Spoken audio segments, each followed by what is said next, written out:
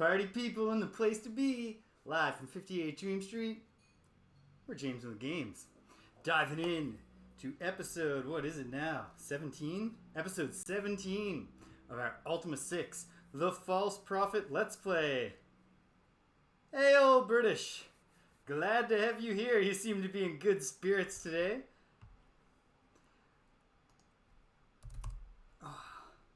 If it's as nice on your side of the pond as it is here, I can understand why that might be. Because, oh my, it's a beautiful day. Beautiful day to be inside playing Ultima 6. No, I got outside earlier, don't worry. Alright, here we are. According to the GOG Galaxy app, 50 hours in. I don't think this game is going to take me as long as Ultima 5 did.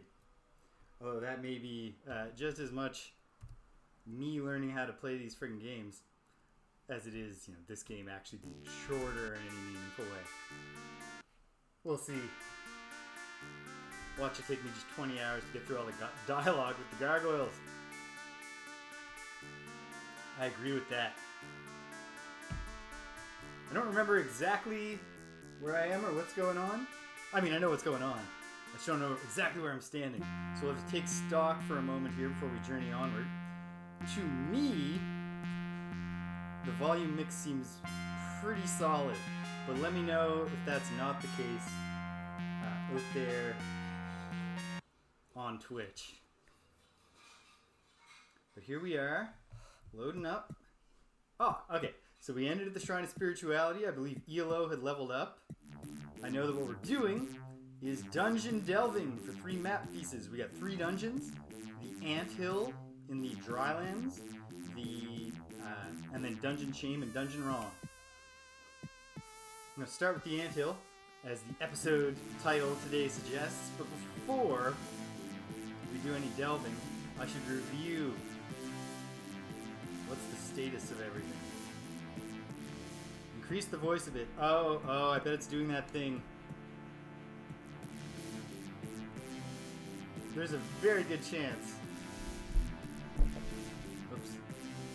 Just gotta get the sound settings open here. Input device, properties. Yep, there it is. Internally, sometimes the microphone, the Windows just like, you only want this microphone to pick up 76% of the volume you're producing. Right? And we'll bury that in a secondary sub-menu. Okay, here we are.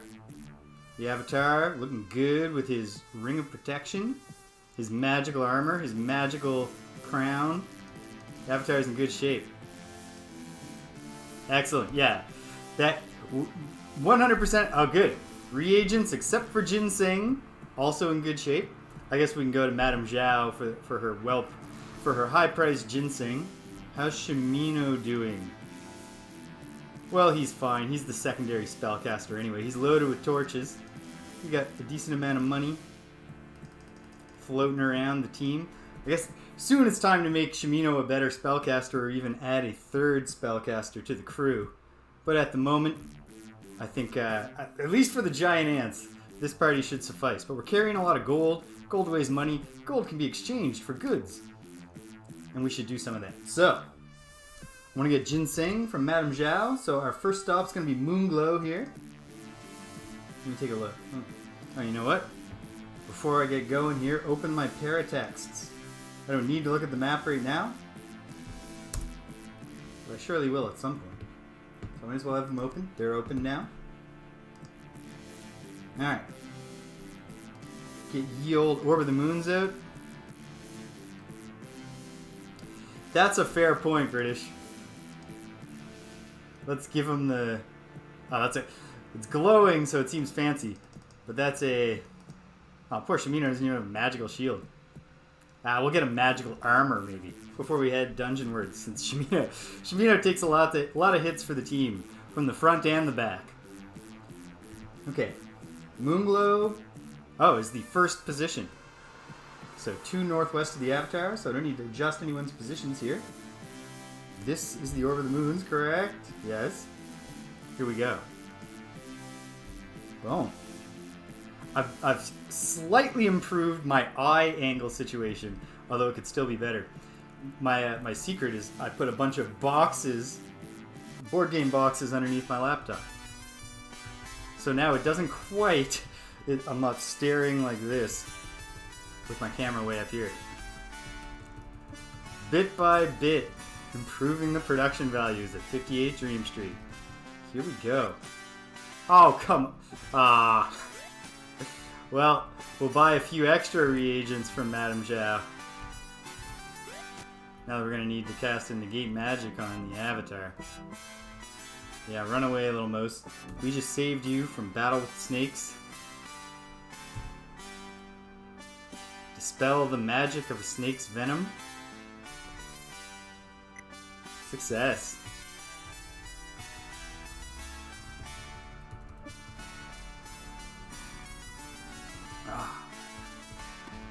Saw the guard, and I had a... It's a good thing there's no Twitch gameplay aspect to Ultima, because when I saw that guard, my first instinct was like, oh no, we're under attack!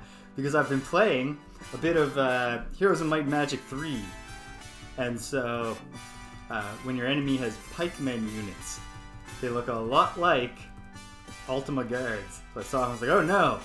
A throng of pikemen! No, that's just one single guard. Please don't kill him. It would be inappropriate. It would be un-Avatar-like. Oh, for what purpose hast I come? Oh, dear Madame Zhao. I want reagents. I, the Avatar, want some ginseng. 12 portions, please. And then, for Dispel Magic, I would have used, what? A garlic and a ginseng, right? Or no. I'm thinking Ann Nox. A spell that has been rendered obsolete by Dispel Magic. So let me get the spellbook out here. What did I just consume a couple of? So I might as well replace them now. Dispel Magic. Oh, garlic and ginseng. Okay, so one garlic, one ginseng will fix that problem. One, please. And I know this is kind of silly. Actually, I wasn't actually paying attention to how much I needed originally. And it's not actually super important to always have 20 of everything. Some might even say that it's wiser to have more. I'm open to that possibility, but... Well, whatever. Move my 13 ginseng roots. I don't know if it's ever going to happen. I'm probably just going to end this game with a horrible inventory, but I ought to have a potion bag and a rune bag. Make this a lot more bearable for myself. Oh yeah. Well, now we're rich in ginseng. I'll put that one garlic in there. At least I don't have to specify. I only want to move one of the one garlic. How's Shimino doing for ginseng? He might just as well. He's got 20. 20 ginseng, 20 garlic. That's really all we get him to do. Okay, let's go to Trinsic. And at the very least, purchase some magic armor for our dear friend Shimino. Before we do a dungeon that, well, I mean, who knows? As we get deeper into the giant anthill, maybe there are like giant red ants or, you know, something more powerful than the giant ants and giant scorpions we fought to date. That could, then we might be like specifically happy that we got the armor, as opposed to just like, I mean, we came to a place we can easily win all these fights. These guys are not very tough. All right, 2 south of the Avatar. Will take us to Trinsic, the city of honor, the city where the mayor is a secret pirate. But we're doing the honorable thing, and we're not outing him because we believe in, you know, reform and redemption, all that nice stuff. It'd be kind of weird. The Avatar was a vociferous objectivist. Once a criminal, always a criminal. This guy's only gonna want to sell me horseshoes. That's the really, really handsome dude. I think his name's John. Excuse me just a moment. Shut that door until I hear a cat scratching at it. Just 'cause Danielle's downstairs. She's always telling me all she can hear in the house when I'm streaming is me shouting at my computer screen. Brandon! Oh! It's gone well. Glad I was to tell you as such. You handsome young man. Selling armor today? Yeah. I'm actually going to pick it up. I'm going to buy some magic armor from you. Yeah, I am. Ah, even with the super light armor. Okay. Okay. Hang tight, Brandon. We've got to manage our inventory. Okay. How much does magic armor weigh? We'd like to, if we can get this all done, really, 7 stones. So Shimino also cannot just take the armor. How are we going to do? Okay. We got some navigation to do here. Inventory management. Alright. Shimino, what is your current armor weigh? 6.8 stones. Basically the same. We can't sell that to Brandon, I don't think, because I did not see chainmail on his menu. So, does anybody else need... I don't think chainmail is going to take anybody else anywhere. No. So, Shimino, unequip that armor. And then hand it to Dupre, and he'll just hang on to it until we can sell it somewhere. And now the Avatar can give all the money to Shimino. I've said it a few times now, and I'll keep saying it up until the very moment. I'm perversely excited to find out how they managed to make this more cumbersome in Ultima 7. There are things that I'm excited about to see Ultima 7 do that are good.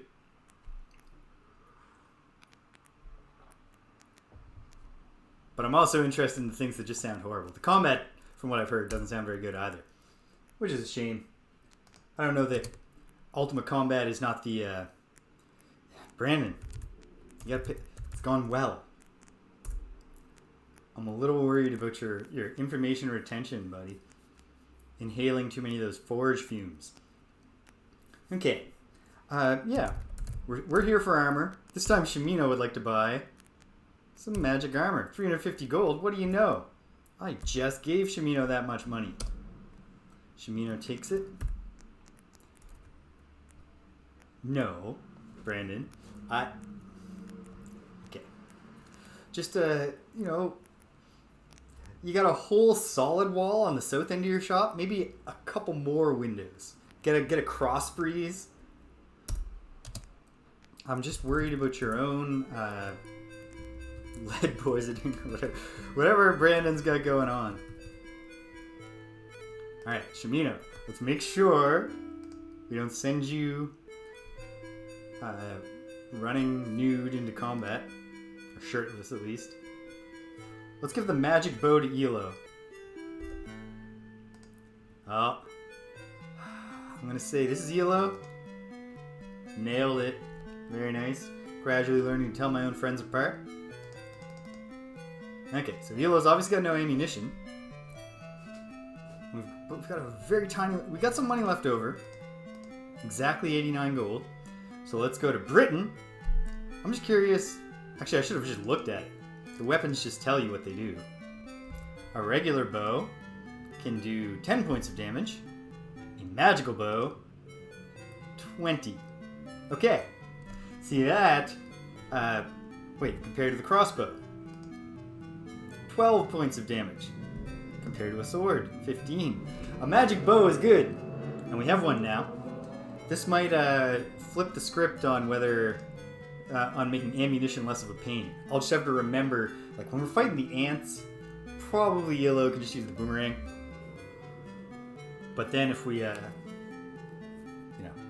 oh no, the ruler of the ants is a horde of dragons. Bust out that bow. Okay, so one more stop then. We gotta go to Britain. Gotta go home.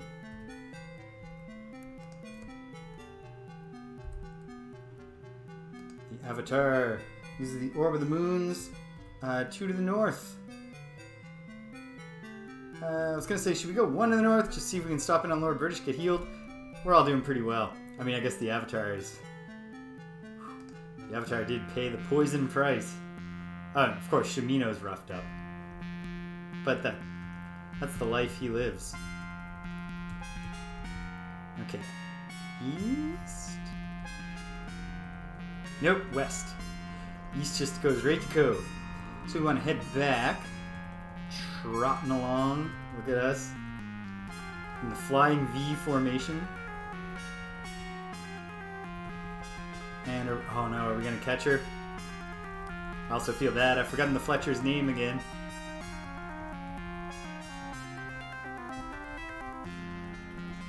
That would be a next level adding role-playing density to Ultima. If just sometimes the NPCs were like, you shop here all the time, but I bet you don't even know my name.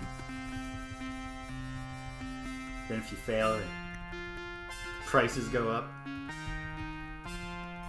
You're no longer a valued customer. Lynn! It's Lynn! Whew. Thank goodness she's wearing a name tag. We can just play cool. Act like we realized all along what her name was.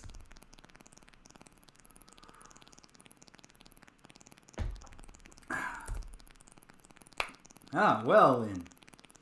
Ah, jeez. Just hang tight a second. You haven't, Lynn, but you will in a moment. Just, me and my friends do everything together, including just passing the gold around. Ah, the Avatar knows which one's yellow. Shimino's still not sure. Which you'd think it would go the other way, because the Avatar is, not from this world. He's not always here. Whereas I assume Yellow and Shimino just hang out all the time. Shimino being like the third wheel of the Yellow-Gueno relationship. Hello again! How's it going, Lynn? We want some arrows? Yellow the Archer would like arrows. Despite the fact that it doesn't have cars, Britannia really does kind of have an epidemic of lead poisoning. Okay, how many dozens? I don't know, Lynn, because you keep your prices secret. How about 8 dozen? She took his money. Maybe. Hang tight, Lynn. How many Well, no, how much gold? Oh, he spent very little gold. More. Why not? Hey, Lynn! We're looking for arrows. Arrows! My dear. 4 dozen? Okay. I was like, ooh, I hope. No, I should have known because of gold. But for a moment I thought, what if stacks are limited at 99? But obviously that's not the case. Elo's got loads of arrows now. For loads. He's got a score. Is the score 144? I don't know. He's got 12 times 12. Got 12 squared. Alright. Throw down that save. Oh, Elo's kind of roughed up too. Didn't you just level up, buddy? Hold on. Yeah, okay, so Elo would love to, we'll see if we can catch Lord British. If not on the throne, perhaps just, reading stories to a mouse. A charming and quirky thing, I guess, although I think if the absolute ruler of the place where I lived was revealed to spend every evening speaking to mice, I'd be like, can we get an election? Can we have a republic? Can we try a republic? Oh, there he is. He's not gone to bed. He's gonna be like, Avatar, I can't hear. Can you not see that something important's happening right now? Good evening, Lord British. I was just wondering if you could heal me. And also, you've got some cool rings. Like, are you using those? Could you not? Don't worry about it. Thank you. Alright. That's, honestly, for all the weird talking to mice stuff, pretty good when you can barge into the king's bedroom in the middle of the night and heal me. And he'll do it. He doesn't even get upset. You can tell that the Avatar and, what's his name? Lord British have a strong relationship. Okay, the ship, of course, is in New Maginsia. So let's go to New Maginsia, sleep in the dirt, hop in our ship, and it won't be long from there to the drylands. Or we're going to find out that I didn't update my spreadsheet. My ship is somewhere else. That'll be sad, but we'll deal with it if it comes. Now the Avatar probably doesn't need to cast any magic.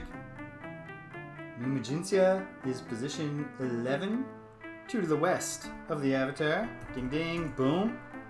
And away we go. Awesome.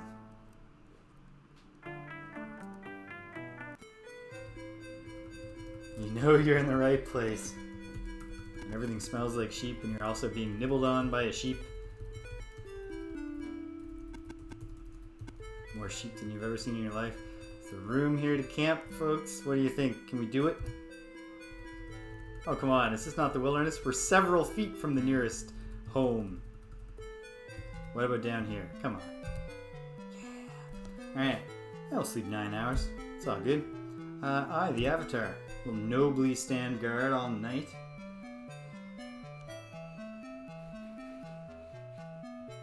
Where's my mouse cursor? Oh, there it is. Ah, it's just locked while you're sleeping. Okay. Back to the party view here. Throw down that save. Find out if indeed my ship is docked here. Usually is. Yeah. Pretty good launching point. Because all the places you can only get to by boat are largely surrounding to the east and southwest, northeast and southwest, the island of New Magintia. And then, of course, you can warp there. It's like the Buccaneer's Den, which can only be accessed by ship. Hey, speaking of the Buccaneer's Den, I think next Saturday I'm going to fire up Sid Meier's Pirates, a game I haven't played since I was quite literally a child. Alright, pretty much just north from here, although I might as well glance at the map. Just give myself a sense of exactly New Magintia, a little... Yeah. It's not too tricky. So here we go. Yeah, play a little Pirates. I don't know if I'm not going to call it a Let's Play because it's not a game with like a beginning and end. I don't know if I'll do it a lot, or if I'll bounce off it, but I'm going to give it a shot. So that should be fun. Looking forward to that. Other thing possibly on the agenda in the near future, wild switch from so far early 90s, late 80s, early 90s DOS RPGs, Chrono Cross, which I've never played before. It has been re-released on Switch, and I'm a huge fan of Chrono Trigger, like most people my age. That's probably not true, but most anyone my age who had a Super Nintendo, I would assume. And never played Chrono Cross, because at the time it came out, the reviews were all just like, yeah, I was playing a little, this past week I just fired it up, not for the benefit of the internet, because it would be friggin' embarrassing, my stumble steps at the start. Whew. One thing about that is it makes, by default, the default difficulty setting is hard, and I usually try to do it on defaults. So even though I hadn't played this game in many years, literally since it was a new game, I thought, okay, fine. And the description of hard mode is, the computer starts with equivalent resources to you and plays to the best of its ability.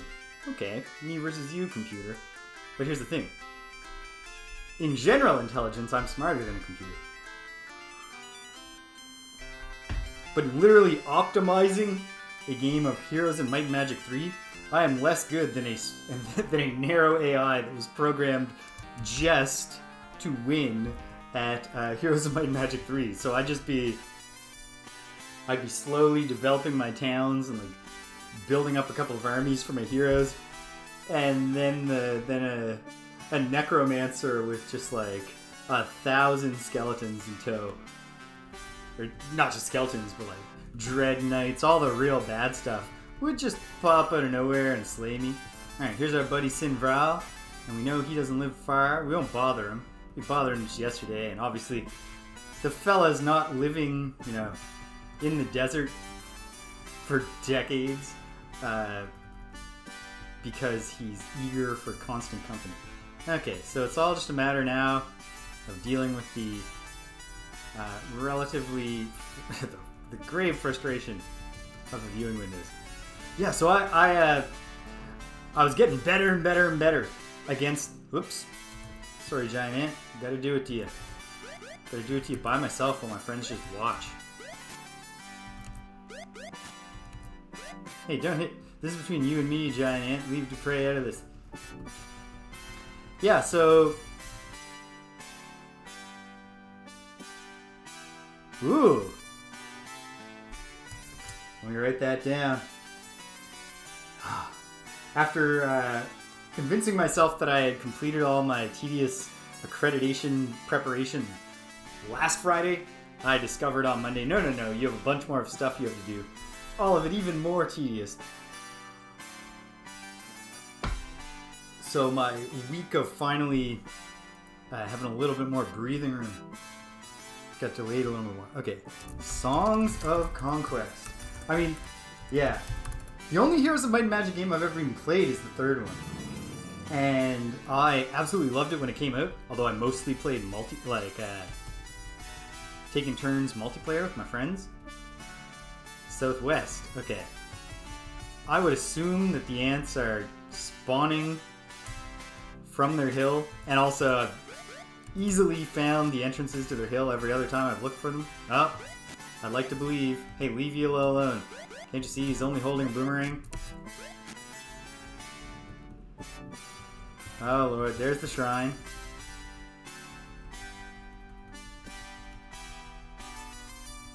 I guess we could be systematic about it. Here's something to the east. Oh hey, it's a bunch of ants. A bunch of giant ants.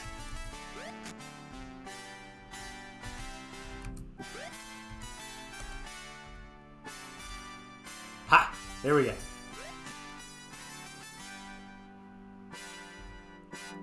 I am, I'd be lying if I said I'd ever even, seen a screenshot of the earlier or later Heroes of Might and Magic games. The only thing I know about the later ones is that they changed the name to Might and Magic Heroes, which just sounds less, cool to me. But yeah, I'd always heard that the third one was the one that people loved, which was great for me because it's the only one I ever played. Yeah, it's a really good game. It's cool stuff. But yeah, when I was playing against the hard computer, and I just bashed my head against this again and again and again, and I got to the point, it's super beneficial when I finally was told, somebody told me, dude, someone who knows the game a bit better, who I was talking to on a forum, was like, you're not going to beat the computer on hard. Nobody does. Stop doing this to yourself.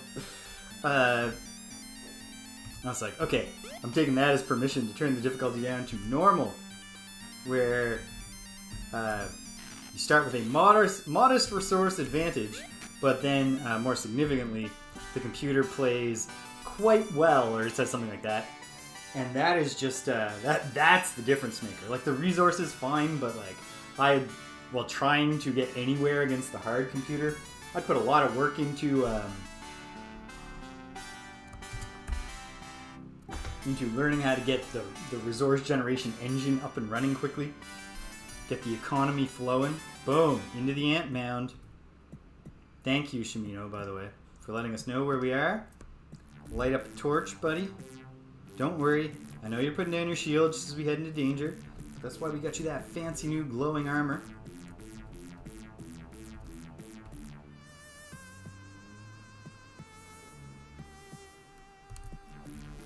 Quite literally, just today I saw somebody say exactly that. When I played Heroes of Might and Magic 4, I didn't even use armies. I was like, that's definitely a different gameplay system than Heroes of Might and Magic 3, where your heroes are important because they can cast spells and their abilities bolster the troops, but they are just there. When they run out of troops, they're just dead, or they abandon your cause.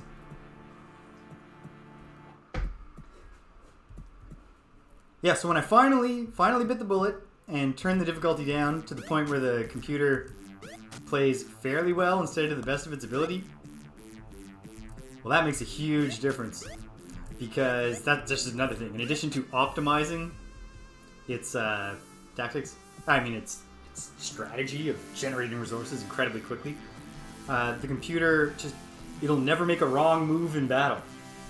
And you don't want the computer to be just making every wrong move.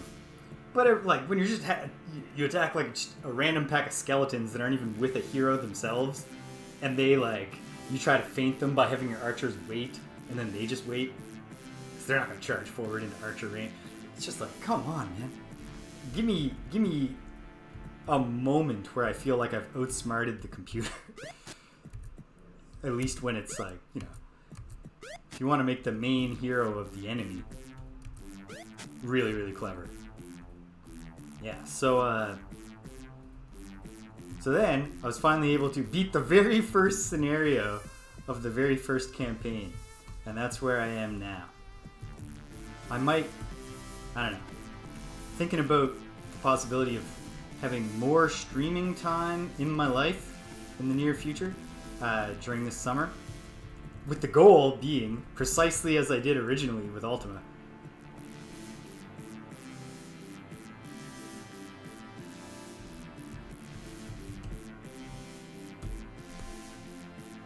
That I think that's probably a pretty common thing in a lot of, especially early strategy games, that just like, yeah, there's one thing that you really should be doing, which is kind of disappointing because I really enjoy the, I mean, here's Might and Magic 3 anyways, the tactic, like the mix and like figuring out, like you look and you're like, oh man, that Necromancer's coming and it's got a load of whatever, how am I going to defend this castle? And like, you know, you range people obviously, but then like, should I have to put, like, I don't have enough money to just hire every mustered troop. I'm not doing any, this is not in the least bit systematic so far, my exploration of the dungeon. But we found our way to a fairly open looking area. How's the Avatar doing for experience? I'll monitor, oh jeez. Well, more than halfway, but not much more than halfway. I can't imagine I'm gaining a lot of experience for these ants, but you never know. Like cumulatively, I mean, I feel very confident I'm not getting much for just one of them. But yeah, with the perfect, brilliant tactical mastermind AI opponent in Heroes of Might and Magic 3, it's like just whatever you plan for, they understand what your plan was and they just defeat you. You're like, oh man, I'm gonna need ranged units, and then just boom, they put all their effort into destroying your ranged units right at the start because they know you need ranged units. It's disheartening. Whereas the computer on normal is not completely stupid, but it at least doesn't completely overwhelm you, so you can feel like you're up, deeper, down. There's almost certainly the goal here.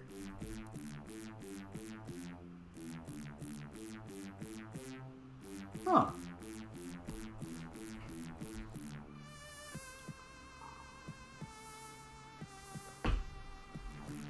I'm trying to remember.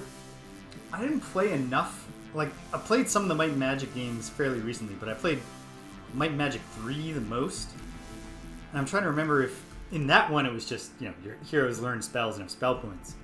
I'm not sure if the earlier ones had the like buy uses of the spell style.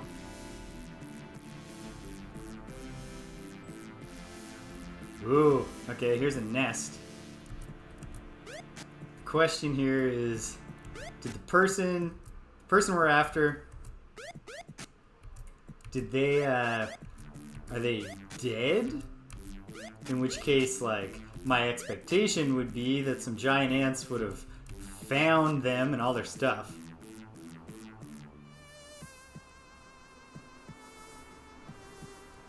Ah, there. See, the mage guilds in Heroes of Might and Magic 3 just teach you spells, and then you know them. So, a lot of little adjustments, it seems. I think the transition from, oh, you can go further down. Generally, my gut says, like, if there's an important thing in the dungeon, it's lower down. What the heck? Let's throw caution to the wind. Go deeper.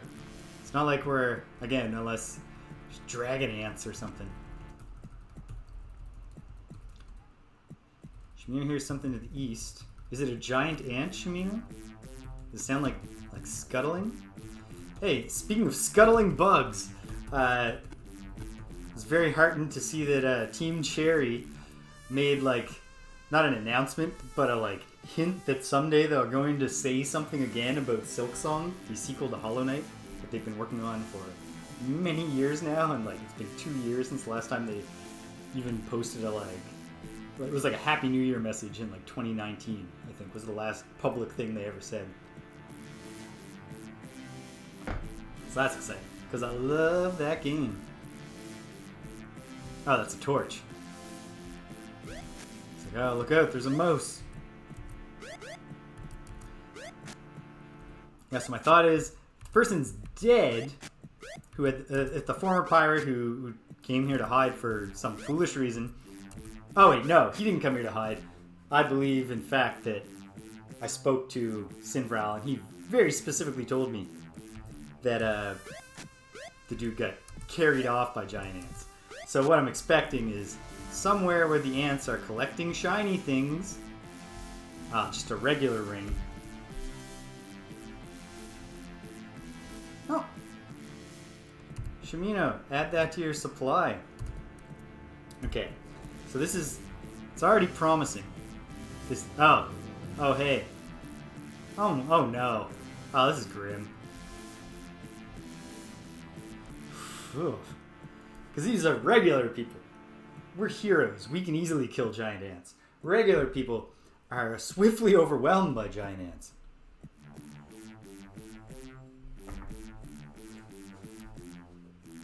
Well. Oh, here's some... Oh, man! Are these ants sometimes attacking more tactically? Like swarming? Like, more ant behavior as opposed to just one-on-one combats with a heavily armed troop of heroes? Oh my goodness.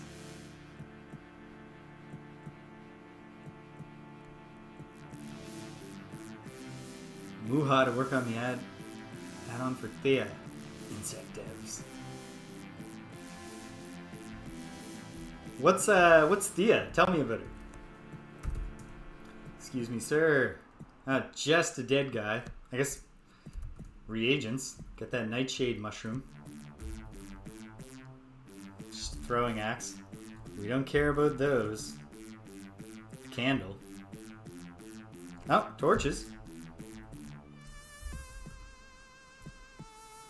Man, this is a grim scene.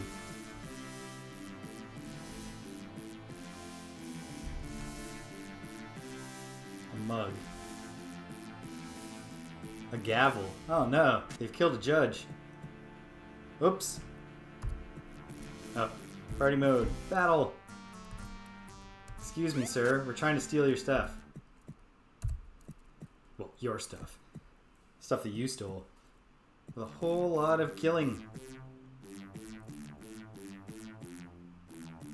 Ooh! That sounds cool. Ah. Add that to my long list of things that I truly believe I'll be learning about soon.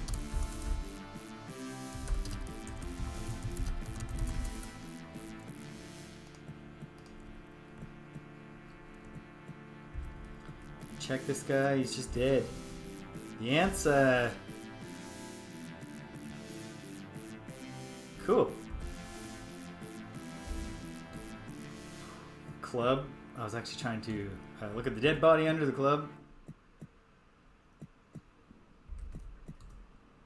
Cool. Speaking of shatterings, getting, I think, closer and closer to the denouement of Elden Ring. Which has been fun. Don't know that I have anything interesting to say about it at this moment, but I've certainly enjoyed it quite a bit. Okay. Well. Oh, whoops. Yes, I certainly do. Good eye, British. Obviously, we all have swamp boots, so we're good for that. Like, probably the map piece is not on a dead body anymore. Oh, we're in it now. Come back, Shimino. Oh my. Here we go. Can the Avatar and his companions pull it off? I think that the answer is yes. Short range boomerang shot to the face.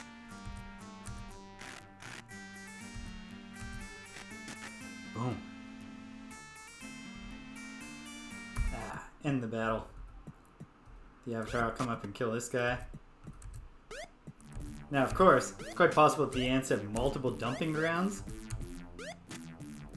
I'm not sure if that is congruent with actual ant behavior or not. I do like the boomerangs, and they're working right now, which is great. I suppose because we're not fighting particularly challenging foes. I like the idea that the boomerang is specifically a gargoyle cultural object. Kind of comes out of nowhere. And obviously, oh, sorry Shimino. We'll never stop wasting Shimino's turns. It's tradition.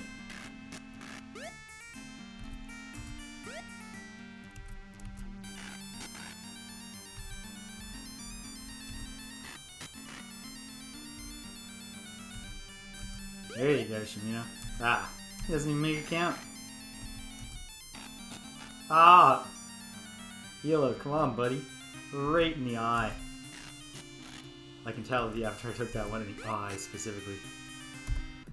Okay, killed a bunch more ants. Let's see how the Avatar is doing now. It's not nothing. It'd be, like, whenever possible, I don't want to grind. Yes, that's true. Once you've already invented an item that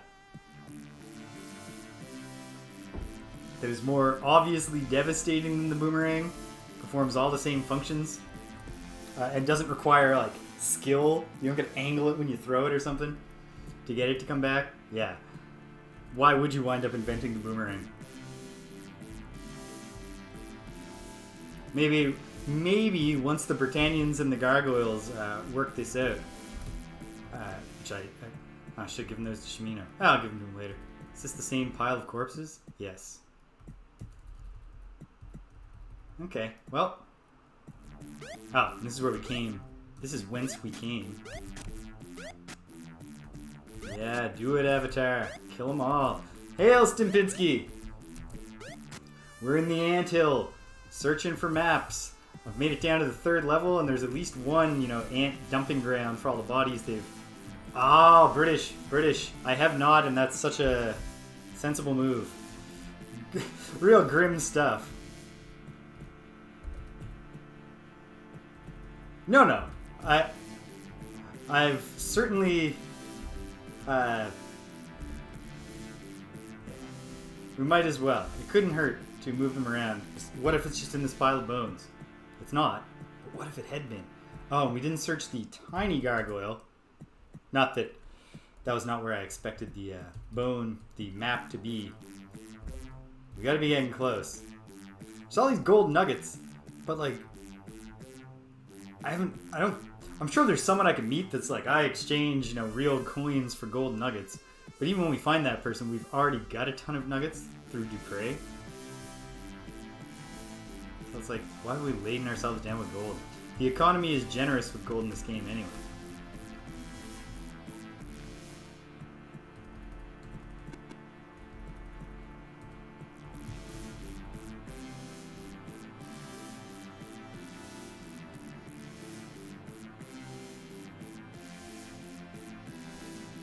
I've been where multiple times? What's obvious? I should be paying more attention to the words that I say in case I just prompted you with something.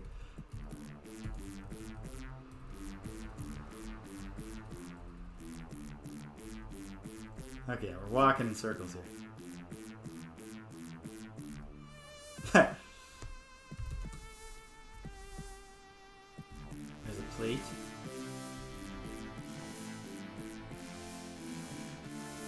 Oh, yeah. Yeah. Okay. Where? I'm sure, like, my gut tells me it's in Britain, just because that's the most developed town. I don't know if I'm ever going to even bother to figure it out, just because... Not really hurting for money. Maybe Maybe I'll figure it out. Next time I'm in every town, I'll just look around. Because, I mean, Dupre's the strongest guy, but why are we wasting a bunch of his strength? Okay, I'm not even going to think about it right now, British. But when I do think about it, hopefully I will literally figure it out. It won't be wandering around. Operencia. What's Operencia, Stimpinski?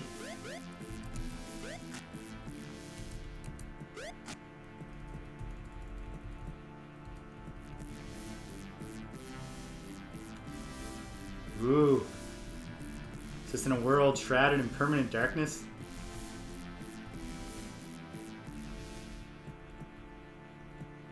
First person style, or... Oh, now we're back to the entrance.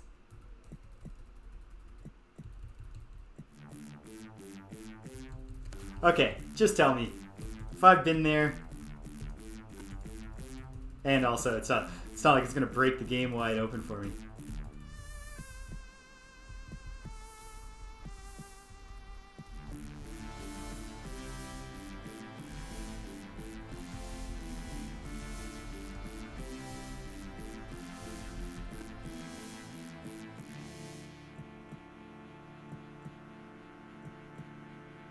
Interesting. So it's like it's a 3D dungeon, but it's gridded.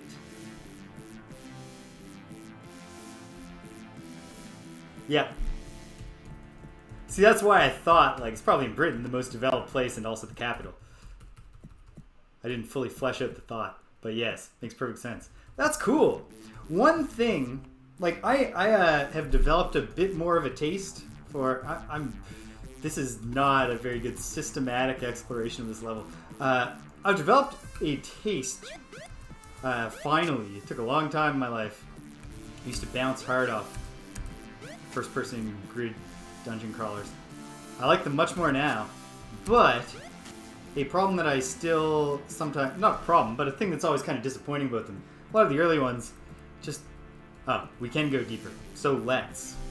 If there's deeper, just... Not because it's logical for the ants to be like, oh, this map is a quest item, let's take it to the lowest level. But that is logical for game design purposes.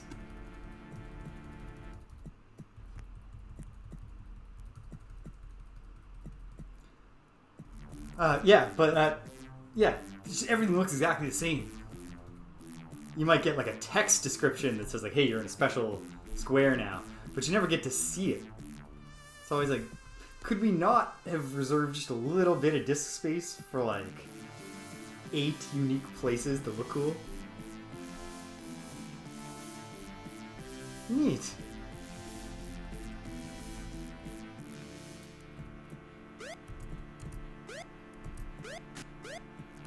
There are just so many games, obviously. You know what? We're fighting this many, even if they can never do anything but graze us. We might as well let the whole team get in on the fun.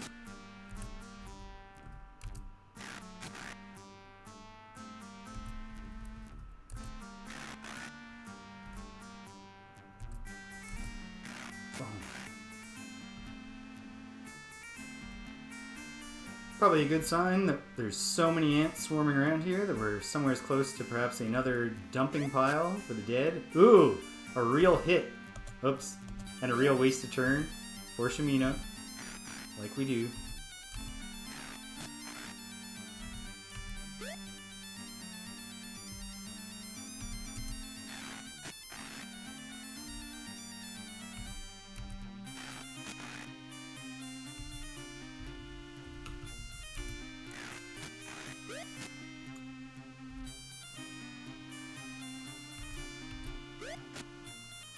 But yeah, just the lack of visual variety can sometimes just get become a bummer in those games. So like, I can already if the game's letting you look around in 3 full dimensions, even though you're grid moving, that just tells me that there are things to look at, which is nice. Like the Bard's Tale, the Bard's Tale has so many problems. It's just painful to play, but a huge one of them is that it's set in this massive city.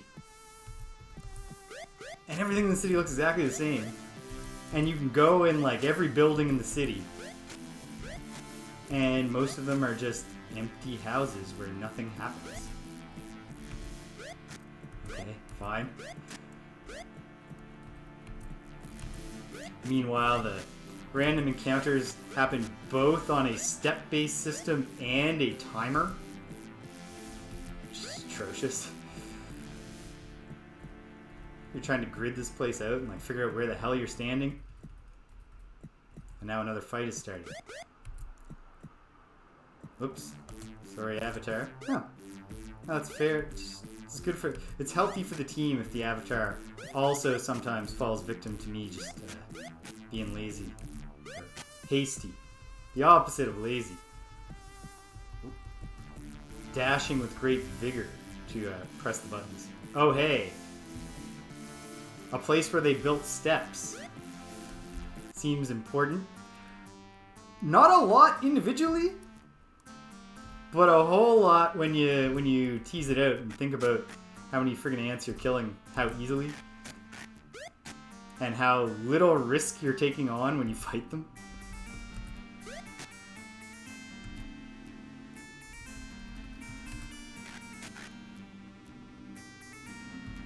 Okay. Definitely feels like we're somewhere. To refer back to Hollow Knight, it's like we're in the Deep Nest now, baby. Ooh, that Deep Nest area. I think so. The Avatar was... We'll glance at him after this battle. Because I've just let the Avatar not even go into battle mode, because these things are pitiful. Unless there's just a ton of them. So I've let the Avatar get most of the kills. He was in the 2500, 2600 range, and then I checked him once, and he was already in the 2600s. And we'll check him again on the way out. And I think that, like, I am so, like, if I can help it, I never want to grind. So play video games to have fun. But if it came down to it that I had to grind, it kind of seems like this would be the grinding place. Just because the dungeon respawn rate is rapid, but it's respawning things that can barely hit you at the level I'm at, and that are easy to kill. Oh, okay. We've cleared the northern wing. I did do that, in fact, yeah. I was level 7. And I mean, honestly, I'll be shocked. Unless I feel inspired to spend, like, several hours just walking in a circle in the anthill killing giant ants. Well, because the step-ups, obviously, just work on doubling every time. So that's a lot of experience to gain for that level 8. I think you're forced to do it. Actually, you're definitely forced to do it, at least for the Avatar, him or herself, in Ultima 4. Because you need all the companions, or 7 of the companions, to finish the game. And you can only have 1 extra party member for every level up you've received. So if you're not level 8, you can't fill the party out. Which led to a really funny situation for me. Because Katrina, the humble shepherdess, was the last character that I recruited when I played Ultima 4. So, and important thing to note is that the dialogue in Ultima 4 is not nearly as rich as the dialogue here in, especially in Ultima 6, but even in Ultima 5.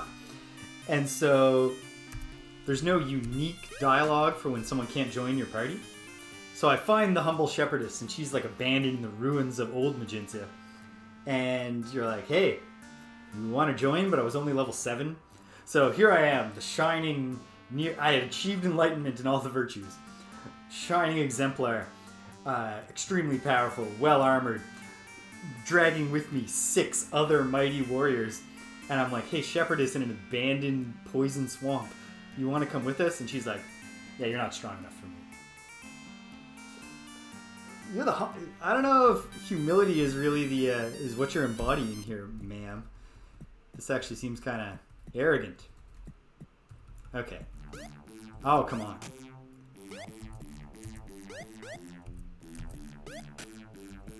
You dead now. So, alright. There's a random pedestal. Blood. Yeah. Yeah. She was showing the virtue of sacrifice. Giving up her reputation for humility to help me be more humble.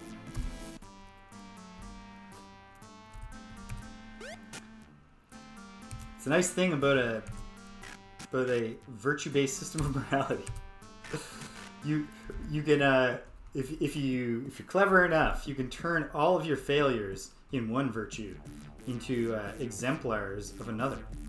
Okay, enormous swarm of ants. They were coming from the south. Well, except for this guy. On level 4 of the dungeon. Level 4 of the dungeon was where Destard finally revealed the dragon's egg to me. Does that mean level 4 of the anthill will give me the map piece? No. But it could. Hey! More stuff. Oh, another dead guy. It's sad stuff. So. The Avatar prefers not to touch a body when he can help it. Shimino's used to this stuff. There we go. Don't even need to see the text for it. I can see what that is. That's a map piece. Beautiful. Okay. Well, what's on top there? That must be a mug. No. Oh, that's the map. The map has a picture of an island on it. Alright, Shimino. Just for the sake of keeping it all together, I'm going to ask you to immediately hand that over to the Avatar. So that looks like the middle... Hold on. Let me look at the Avatar. Oh, right. Party mode. Look at the Avatar for a second. Because... Oh, no. Okay. Yeah, but there is an outer border. This feels like the inside of the 9 pieces, but I could be wrong. No, because those aren't borders. Those are latitude, longitude lines, aren't they? There's no reason to try to figure out the 9-piece sliding puzzle until I have all 9 pieces.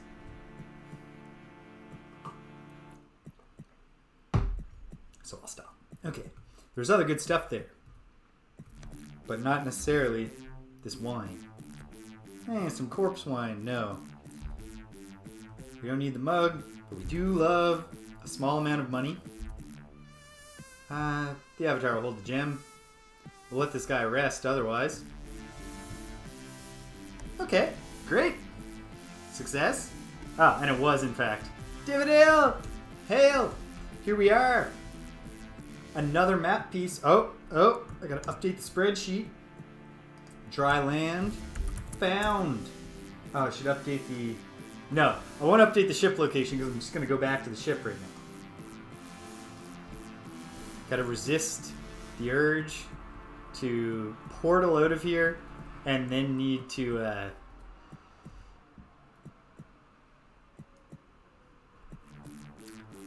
for a good cause, Stimpinski.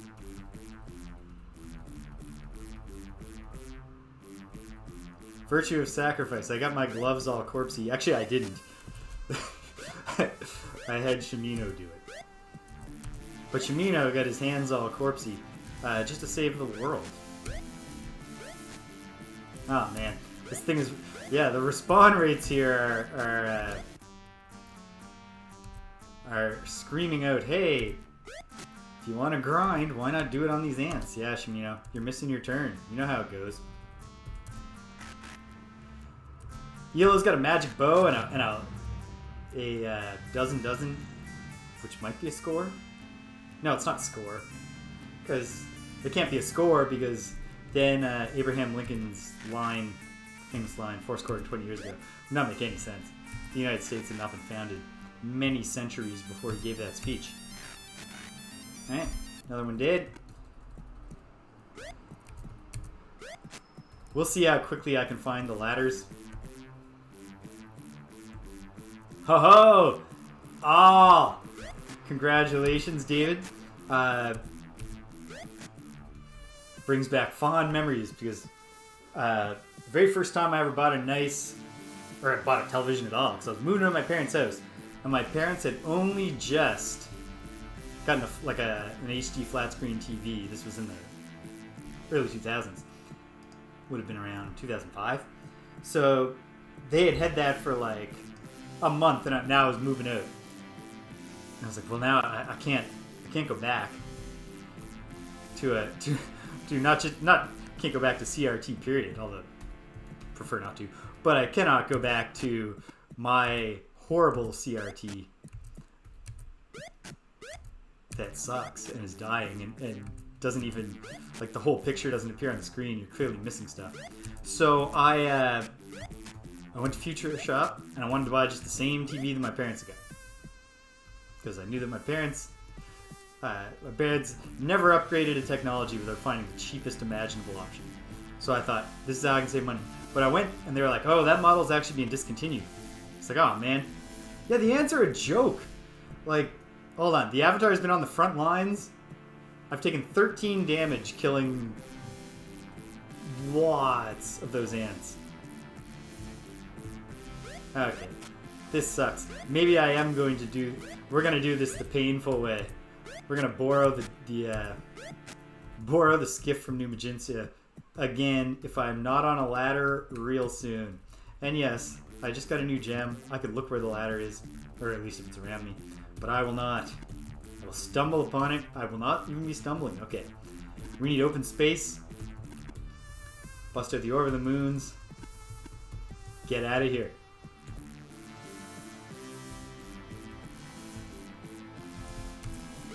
I have no specific memory of the anything in Diablo 2, but I really liked it. Had a lot of fun playing that when it was new.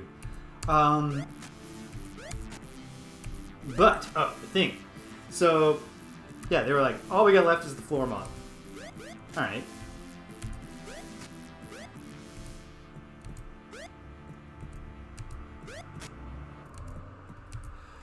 Yeah, it's not too hard to picture what the maggot lair in Diablo 2 would be like, just from the name. And it's exactly what you just described. Just hacking your way through just an endless array of bugs. Okay. The ladder is not right in this vicinity. If I don't see it real soon, yeah, forget it. We'll go to New Magintia. We'll borrow the skiff. We'll get our ship back. Does Dupre might have to throw out this crummy old chainmail, but that's fine. We can live with that. Okay. New Magintia, once again, is 2 to the west of the Avatar. Let's go.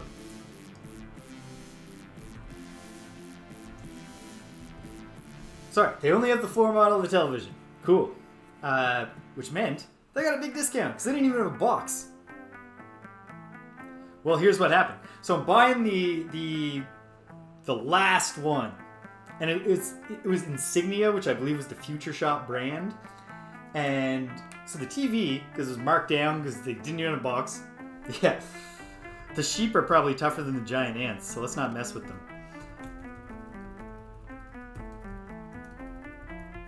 Go load up in the free skiff that everyone, the community skiff.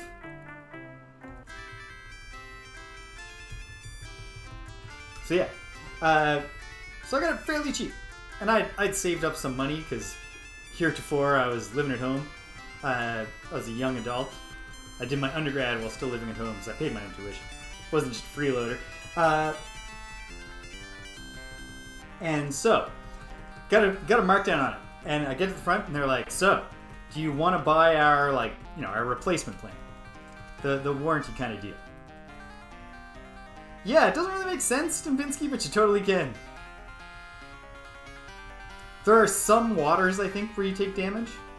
I think, although I could just be remembering Ultima 5, which had a more rational approach to this, where you could just hop at a skiff and row from New Magintia back to the continent. And yeah, so the plan was, at that time, the warranty plan was like, you can have a 3-year replacement for this, and it'll cost 3-year replacement, and it cost more than a quarter of the television itself. Like, it was very expensive, and I was like, ugh, because, you know, as a gamer, that immediately puts you in mind of electronics boutique / GameStop's. Hey, you want to just spend $3 extra on a game? in case you leave it on the floor and you step on it. Like, if you have children, that's worth getting. But otherwise, it's just a waste of your money. So, like, I was like, oh, I shouldn't do it. And I was like, maybe I should. So I spent a bunch of money on it. And then the happy ending of the story, you can probably see coming, which is that TV lasted for 2.5 years. And 2.5 years later, with 6 months left on the warranty the replacement plan that I spent, like $400 something on? Just a few months left, and I wake up one day, and I turn on my TV, and there's a whole blown line. Not just a blown pixel, blown line. Near the top. TV's perfectly, look, you can use this TV. You'll be okay. But I called, and I was like, can you fix this? Like, I got the plan. They were like, oh yeah, we'll send the guy out. And the guy came out, and he was like, yeah, there's no point in fixing this. They'll just replace it. So, oh, cool, getting replaced. So I go back, and what had happened in just a few years was Future Shop didn't even have that insignia brand anymore, at least for their televisions, and Future Shop was still around, which is great, and then the kicker was technology. You know, as we all know now, you go to the grocery store and they're like, hey, do you want to buy a 78-inch flat screen TV for like 2 weeks worth of reward points? It was much cheaper now. And so I went from store brand being discontinued the day I bought it television, free upgrade to an LG, like, really nice television. And it wasn't even the smart TV era hadn't started yet, so it didn't suck. God, I hate smart TVs. So disappointed that the only TVs that exist now. And yeah, just a massive upgrade. And the replacement television, as far as I know, still works. I don't have it anymore. I gave it to my cousin when I just one day could afford a new TV. Yeah, we'll leave this chainmail here. Sinvral can do something with it if he wants. Of course, it's too heavy. Okay, what exactly does a skiff weigh? 25 stones? He needs to get rid of 6 stones. Probably his hammer. It's the whole problem. Hey, John, I want this big hammer. Yes, she does. Great. Alright. Doing the right thing. Oh, yeah. Then Dupre abandons the team. Here we go. Alright. 2 more map pieces to go, team. A little bit west and a whole lot south. We should hit New Magentia. Drop skip back off, leave the ship. Yeah, just like they're a pain to repair apparently, which is fine by me. And like nowadays, that TV, the replacement TV must have lasted from what, like 2010 till now. It's at least 12 years old and just doing fine as far as I know from my cousin.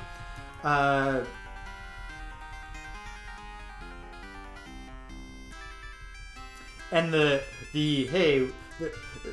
that will Sears still be around thing was a real legitimate concern, right? Okay. This is a good cause for a gem, just because we're on the open sea. I might have misjudged it. We don't want to just miss New Magentia. Well, who knows? Even the view gem doesn't give you the viewing window size you want. No, it's okay. It's okay. I mean, worst thing that happens is we just miss everything, hit the bottom of the world, and shoot back up. And that's not what's going to happen. Because I nailed it!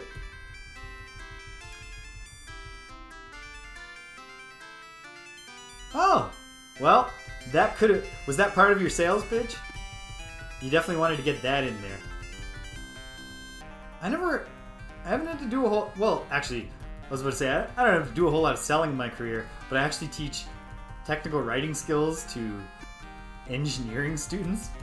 So a huge part of my job is just selling them the idea that actually, as an engineer, you're probably going to have to write some stuff down. Communication is a big part of your job as an engineer. I promise. I know that your high school teacher is probably...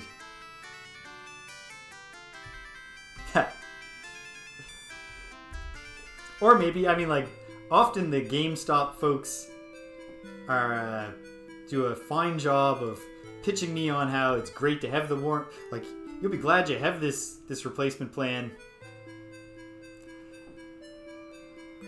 I think selling stuff always is gonna... You're always gonna get that feel. Anyone who's good at selling, like, there's just... It's not that they're slimy people, but it's just... Like, the thing you're doing is convincing people to spend money that they weren't planning to spend. I only ever did one sales pitch in my entire life for an actual product, which is I worked at A&W, my first job, and they got what at the time was just called, it was just like the special Angus beef. I think it was Angus. Fancy, yeah, no, salespeople are extremely valuable, especially if they're knowledgeable with the product. What was I just saying? Yeah, the only thing I ever sold in my life, once, was we had this, like, now it's called the Grandpa Burger, but at the time it was a special using high quality Canadian Angus beef. And I was not a vegetarian yet, and I'd had this burger a couple times. Every single night without paying for it. Virtue of honesty. And I loved it. And so this guy came and he was just gonna order like a teen burger or something. And I was like, and then he looked and he was like, man, look at that. They want you to spend all this money for this burger like it's special. Like him and his friends there. And I was like, well, let me tell you something, man. This is a special burger. And I just went into it and I was like, we'll make you a fresh one right now because it's late in the evening. We're not keeping one on. So you're going to have to wait for longer than with a regular burger. It takes a while to cook this thing. But I just like, I went all out and he was like, man, this guy gets, like, you get some kind of sweet discount. Or like you get a bonus or something. Like, you know, there's an incentive. And I was like, no. There's no incentives at this job. Even the wage is barely an incentive here, and there's nothing else. And boom, the dude was like, all right, fine. Instead of spending $3.50 on a burger that I can get right now and leave, I'll spend $8 on a burger and go sit over there for 12 minutes while you cook it. I was like, all right, boom, water to a whale. And I never used that skill again in my life. Except for the aforementioned pitching engineering students on the idea that they do need to learn how to communicate effectively. Okay. What am I doing? Doing nothing. Oh! I want to look at the avatars. How he's... Let's see. Well, I wasn't expecting that.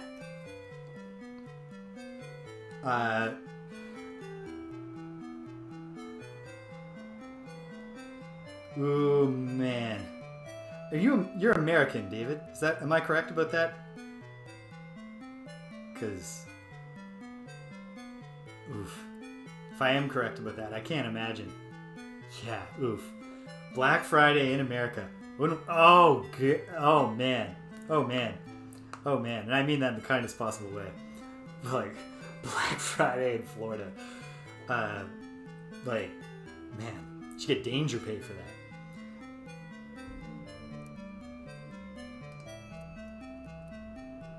Alright. Well, let's pop in on Dear Old Lord British.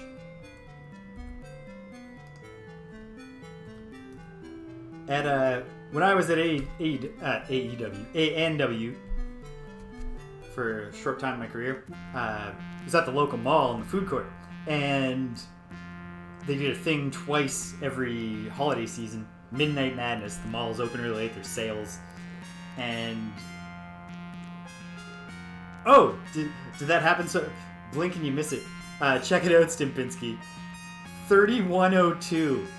The Avatar gained almost 700 experience just killing those giant ants, which did a combined 13 damage to him, even when I was not going into battle mode and just having the Avatar just hack them all to death himself. So close. Like, we go in an actual dungeon, which we're about to do. It's gonna be good. Hey, Lord British! What would I speak of? I would speak of you casting a healing spell, and then I'm just going to leave you to your thing. Take care, buddy. Alright. So, 2 dungeons that we must delve. We didn't use a single spell, so I don't need to restock on reagents. We didn't make any money, so there's nothing to worry about buying, improving our armaments. We just gotta go to either Dungeon Shame or Dungeon Wrong. And I mean, Dungeon Shame. Hello, I must be going. Yeah, Dungeon Shame is just to the north, right? Shame is the antonym of compassion in this world. So let's take a look at the map to get a clearer sense of the topography here. It's not as easy as in Ultima 5. You know, just leave the town. Now you're standing by the town square, go north. Whereabouts is it going to be? Okay. I think it's still just going to be to the north. I hope. Only one way to find out. Well, actually, there's several ways to find out, but there's only one that's I'm going to do, which is just walking there. But yeah, that's wild. If I don't think the game's ever going to produce a combat where I'm like, I need everyone at level 8 to defeat this false prophet or whatever. But if it happens, we're going ant hunting, baby. Like, honestly, because I've only been playing like an hour and 20 minutes. Most of that was not. Most of it was in the dungeon, but not all of it. Maybe like slightly less than an hour of actual dungeon delving time. Okay, so what's the story here? Can we just go north here? Into the mountains? We can. But this is not. No, because we're well to the west now. Might be a case that we actually have to approach from the north. If only I'd already built the balloon. But that's another quest for another day.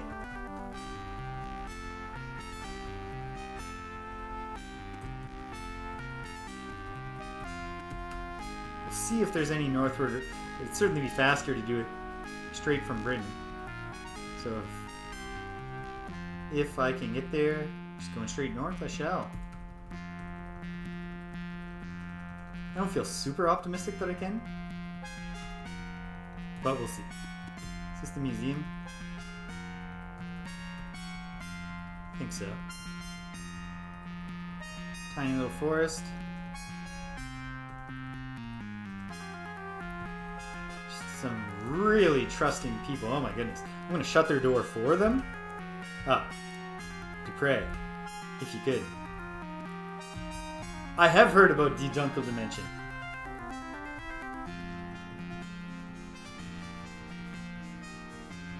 Specifically from the CRPG Addict, the blogger who's attempting to play every computer RPG chronologically.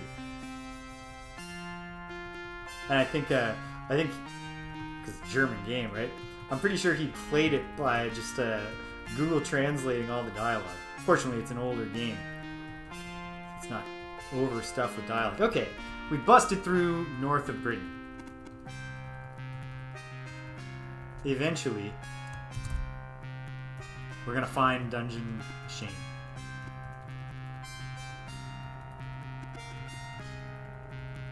Exactly where, it's tough to say. I guess I could glance at a gem.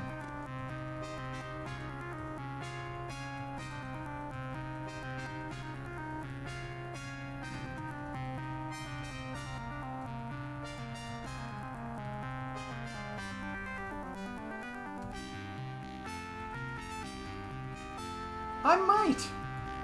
I hadn't thought of it, but like it sounds relatively short. It would be cool to play a game not in English. Why not? Is this the... Have I made my way to the Enchanter? I did.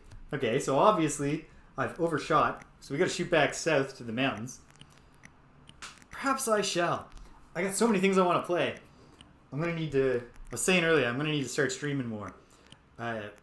But with the goal of using that to actually gain less overall. because the streaming had helped my gaming time get real healthy. And then Elden Ring came out, and it was like, well, I'm not streaming this. But I'm going to play it a ton. And then, like a fool, I started playing Heroes of Might and Magic 3 this week. Okay, please do. I'm interested to see what this is. I've come... I mean, you know what? While I'm here, Nicodemus, what kind of spells could you teach me? I don't have any money, so I can't pay you, but you don't want to put a signboard up. We're going to have to do this the clumsy way. Sixth circle?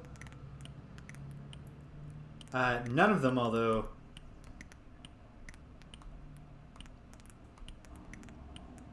And like an Ultima 4, which I gather was a pretty obvious inspiration for the game from the screenshots I've seen. Perhaps I am actually Nicodemus. Okay, no, I certainly don't need detect trap. I mean, maybe I do. No, Nicodemus, I'm really just looking at the menu. I could do without the judgment. Magic Lock sounds like a spell that, like,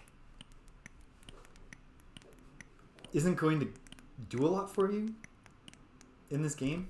And yet seems like a really like, it should exist if you think about the spell system.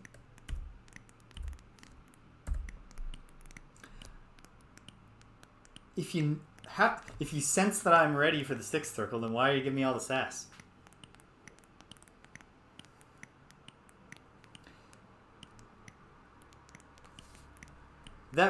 I had mistakenly thought until like the last 2 weeks that it was a Dark Eye game, and then I was looking into it more because the three of us have been talking about it. Discovered that it was not. Oh, he doesn't care. He'll show me that thing. Neat. Mass invisibility. Well, I'm not ready. You know that. Okay. Good to see you, Nicodemus. I will come back anytime. This is also a slightly less frustrating way, I think, overall to get to you.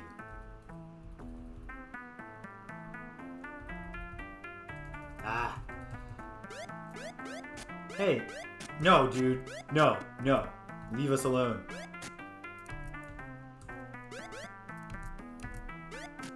Okay. Nothing stolen. Yeah, that's the I think every time until I was 30 that I ever had to make up a name for a place, it was always like my first go-to for the name of any town or place or thing was to either literally just use Canaria, the very first town in Final Fantasy 1, or to be like, it's Conambria.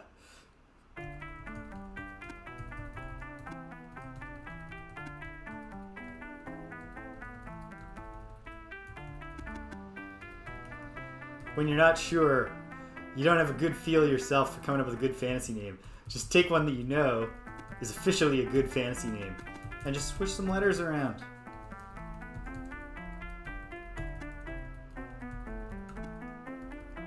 Okay, making our way through the trees to the south, looking for mountains. There we are. Now we just gotta start digging around in here. Entrances to dungeons, I believe, are always south-facing still.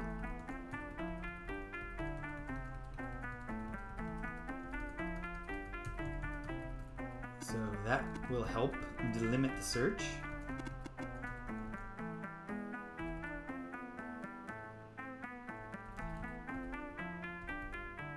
So they weren't even, not even like a mix and match for plausible deniability. Need an island name. What's the Dark Eye call the island? Mix it up. Instead of being like, we need an island name.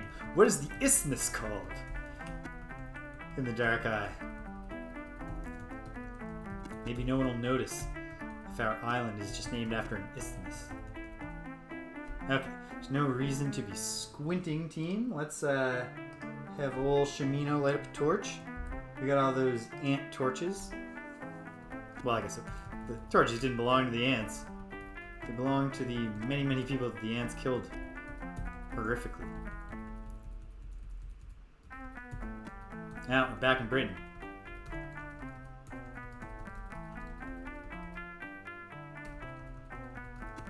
Fingers crossed that it doesn't just turn out that this is another case where the geography of Britannia has been remixed a little bit. In fact, why don't I look at the map? What other sort of mountain ranges? Just... the dungeon entrance is definitely not depicted on the map there. I mean, it could be easterly towards Cove. Let's gimmick a gem. Because I'm not sure how many I'll make up my mind about whether I'm actually going to gimmick it when I see how many gems I have. I have 4. Wait, does Shimino also have his own gem supply? Only 1. Okay. You know what? Let's be bold. I might as well just learn the view spell. Okay. If red dot... No, red dot's not an entrance. Red dot is just a thing, right? Nonetheless, let's see if we can find our way in that direction. Kind of feels like monsters in the mountain range. Could be a sign. Or the red dot could turn out to be like NPCs. There's only one way to find out. Chilling basically back in Britain. That's okay.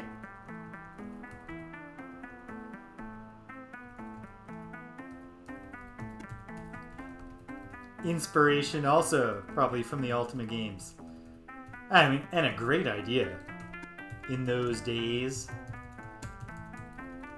to overcome the lack of text that you can fit in the actual game, and just the lack of lots of things can be compensated for.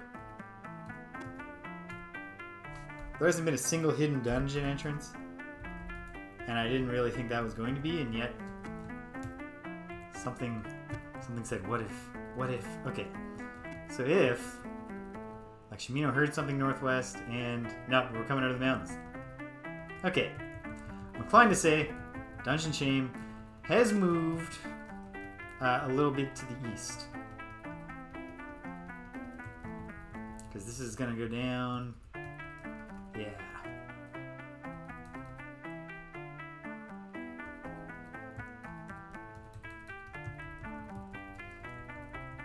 On the one hand, except for the French that I was taught in school, I've never learned a second language, and I also was not successful in learning French in school. Wait, we're still in the mountains and there's Cyclopses on the go. Perchance, that's a sign.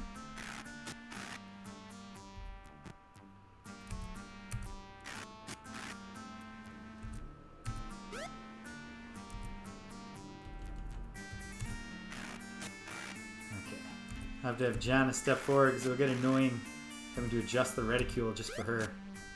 She's not quite properly positioned. Step forward, Shimino.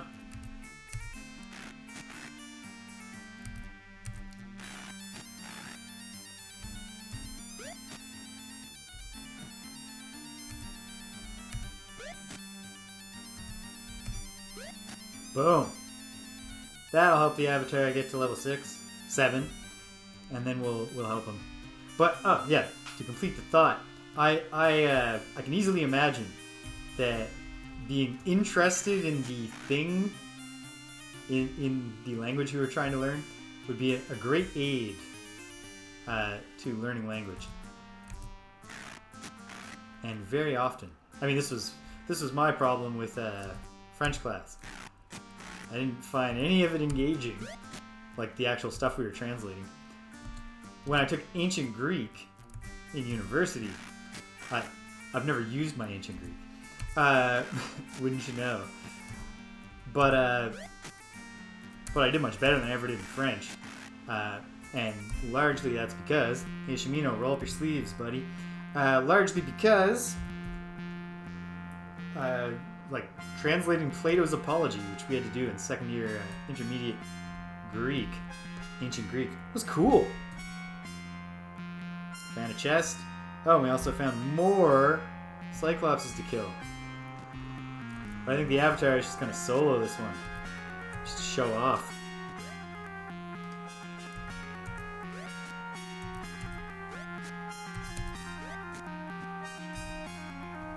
He's trying to run.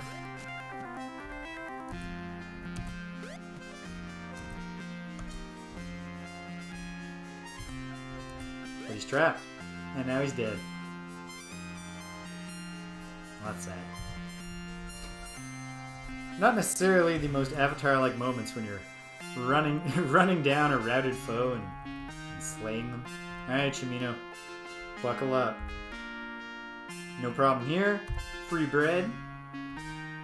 Thank goodness the game doesn't ask you how many of the loaves of bread you wish to pick up. Acid, that's no big deal. Especially when there's a ton of money in there. We like money, we like meat. I personally like meat. The party likes meat. The Avatar, I mean, whatever. He'll eat whatever you put in front of him, quite literally. Okay, so we found Cyclopses.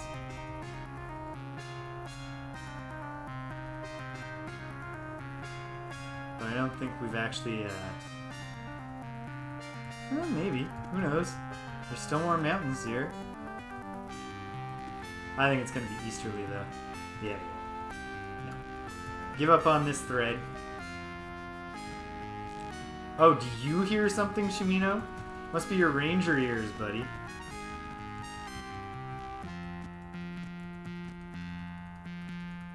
I hear something. Yeah, the ground's shaking, pal.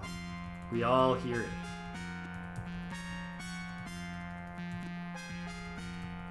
And we're home, right? Oh, like a guard outpost, which makes sense. There's a mountain range that the Cyclopses can come down from. Where are... What is it? Oh, right. I shut these folks' door for them. I was concerned that they were going to get themselves robbed.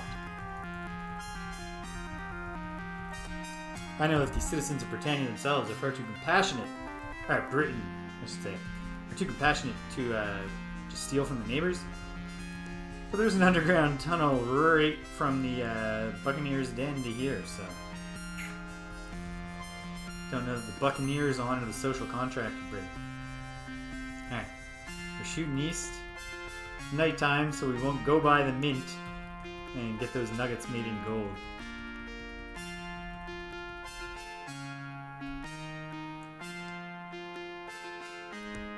Also just learned the light spell. I was gonna say this is not a productive use of torches, but you know what?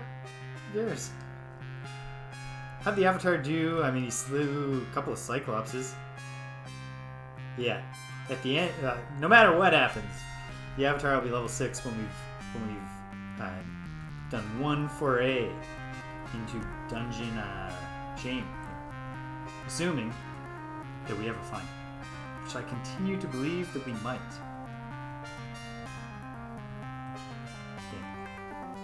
Teleporty place. Oh, do you hear something in the northwest, Shimino? Does it sound like the entrance to Dungeon Shame? Because otherwise, I'm not as invested as you might want me to be. Okay, here's some mountains. Oh, there's a road. Mountains over here. Is this walker crossable on foot? It's not a word. Navigable on foot, fordable, poisonous swamp,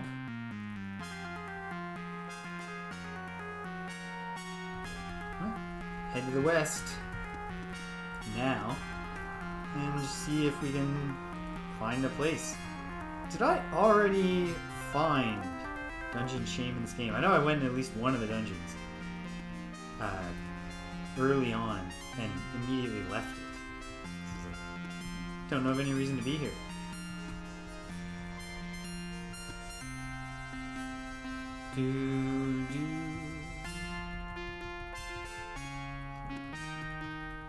Alright. We are kind of low on gems, so let's gimmick one. Just to get a sense of the lay of the land.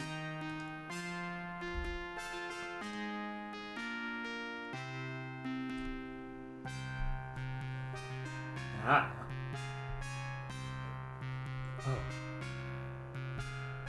You know what? I think I might actually be seeing on the map, on the drawn map? Maybe. Really tough to interpret. Let me give it a shot. Sorry, guild shop owners. That's a... The guild shop owners hate the restore almost as much as the as Hollywood hated the first seller doctrine. Whatever legal rule it was that allowed video rentals to be a thing. Similar principle in terms of harming the business of the folks at the guild shop. Okay. In here somewhere, perhaps? Or are we just back to break? Okay. Okay. Okay. Okay. Well, quicker way to get back to the east than going all the way down the paved road.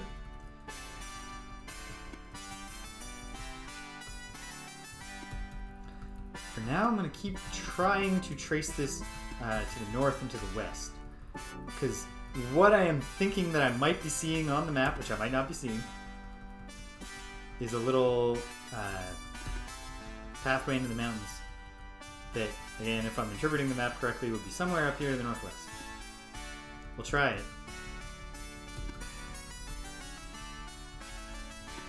Fortunately, I believe that Dungeon Wrong will be significantly easier to find. Oh, except that... No, you know what? No, because there's that... I was going to say it'll be harder to get there because you have to sail up around the cape again. But no, we won't, because there's that free community skiff near that weird crossing to the east of you. We'll borrow that.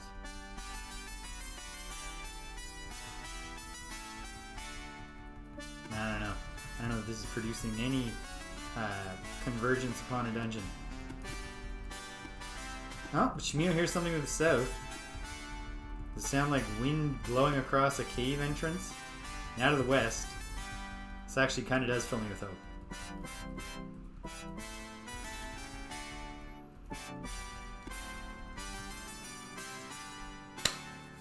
Good ears, Shimino. Alright, alright. I'm sorry for every time I ever razzed you about your hearing things power, Shimino. And now, just for our peace of mind, Shimino, if you would use your saying what dungeon we're in power. Right. Shame is not... Shame is the opposite of honor. Not of compassion. Oops. No. Valor. Okay. Think a minute.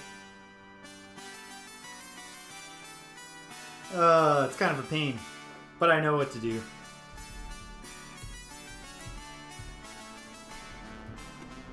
Okay. First, we take the easy way back to Britain.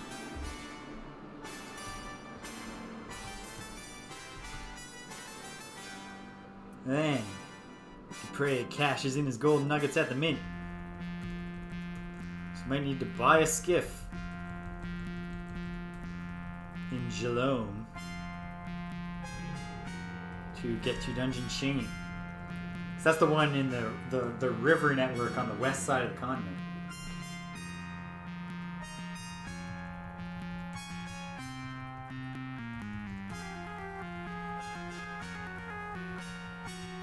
Could have done could have saved myself some time by just thinking about it a little bit more.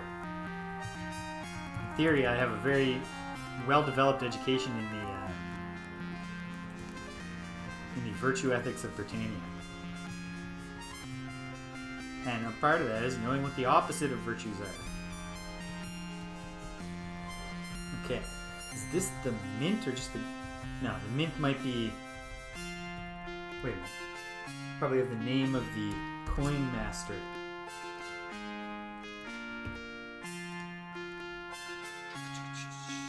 Coin master is Terry, right? And she's near here. Obviously, she's not That's, what's his name? Vaughn something. She's up here, though, isn't she? Okay. So, let's go to Dupre for a minute. Look in his bag. How much do these nuggets weigh? Not much. I think it'll be easy enough to just hand them to the Avatar.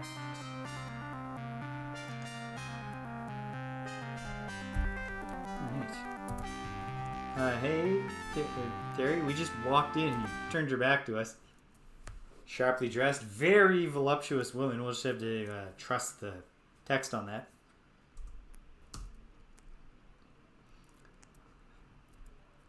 Yep. Gold?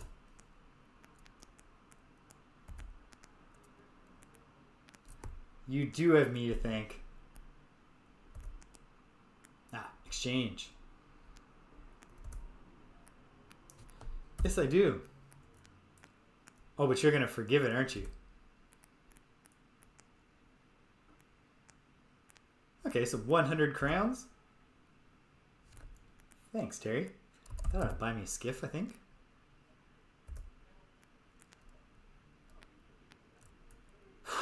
Yeah, she's thirsty for visits.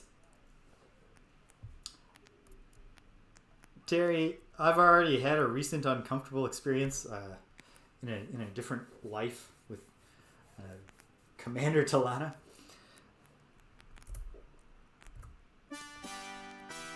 Oh my goodness, and then she pinches me.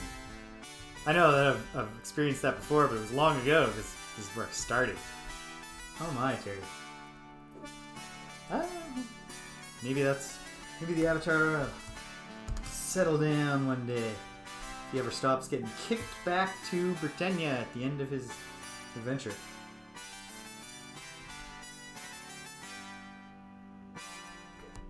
Okay, so to Jalome, where I assume they hopefully have a shipmaster. If they don't, we'll find out when we're there. Okay, 2 to the northeast of the Avatar. Whoa, whoa. I hovered my mouse in the spot that minimizes all your windows so you're looking at your desktop. Okay, here we go. This time, moving towards the correct one.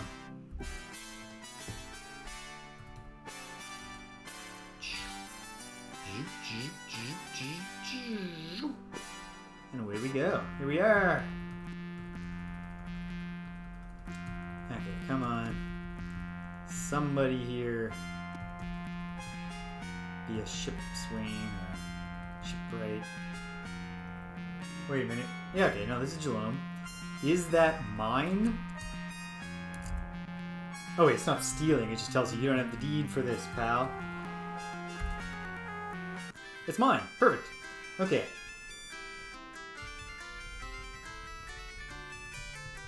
Good stuff. Let's go. Eastward.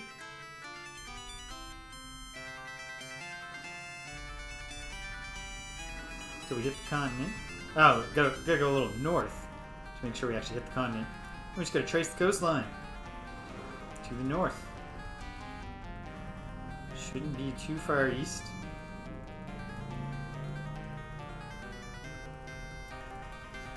Perhaps it's too far to the east. Go north a little. Go east.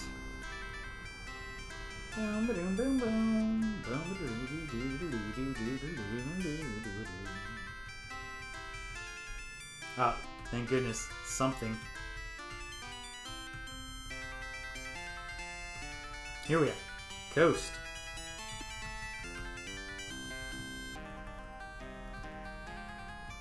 Now we just gotta follow it and look for inlets. Eventually the inlet will be a river. At the end of that river, we shall find the Dungeon of Shame. Hopefully, turns out to be a 4-level dungeon. You know what is missing from Ultima 5? It was a minor touch, but it was nice. When there were 3 different tile sets. Or was it just 2? Yeah, I think it was just worked stone and not worked stone. But even that, just, do a palette swap. Make a gray cave and just tell me it's... No, that wouldn't actually look like a worked stone dungeon on its own. But all the dungeons looking exactly the same is a little bland.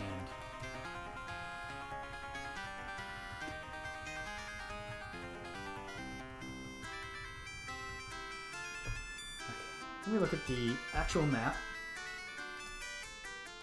for a moment. Oh dear. No. Not up here. This is not the way. We've got a lot more coastline to be wrapping around. A more logical place to set out on this would be from Skara Brae. But, that's not where I left my skiff. Oh, there's a guy who loans you a skiff in Skara Brae, too. Oh well. I'll live.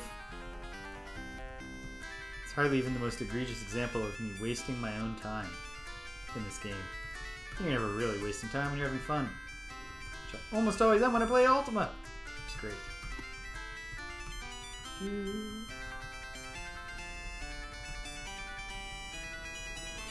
David, have you played the Worlds of Ultima games on your Ultima Adventures?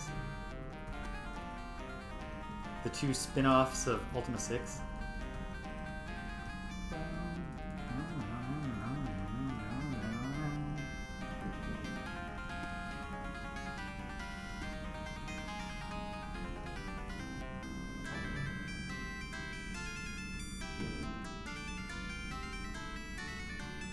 I'm sure I'll check them out at some point, but they do not, Wait,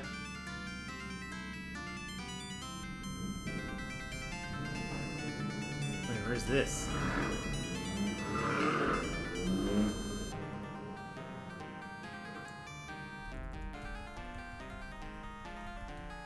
Is this Skara Brae?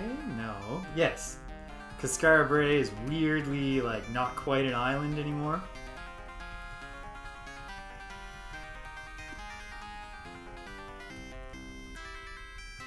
We're gonna row right past the skiff we could have started from. That is not going to ease the deltoid burning. Deltoid, lat, probably most. Burning that the Avatar and his companions are experiencing. And you realize, oh man, we could have been starting fresh right now. Small price to pay though.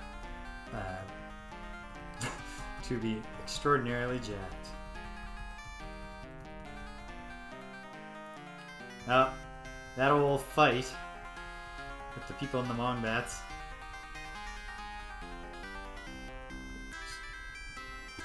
Let the fates take their course.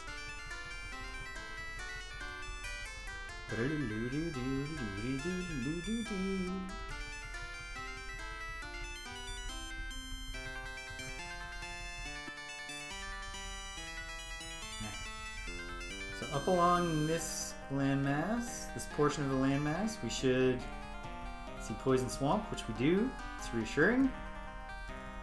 And eventually, there'll be a southern entrance. Inlet. That we can trace to where, again, unless the geography of Britannia has changed in other strange ways, we'll find Dungeon Shame. Which I believe I think I did go to actual Dungeon Shame via this exact route at some point. I could be wrong. I think I did. Here we go. Oh no. We want to avoid being slain.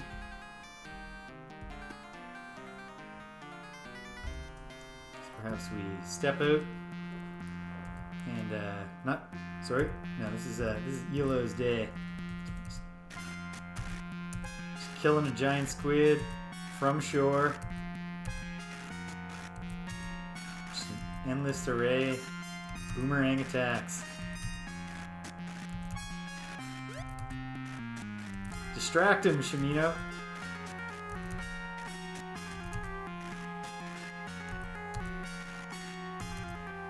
Okay, whatever. He's escaped.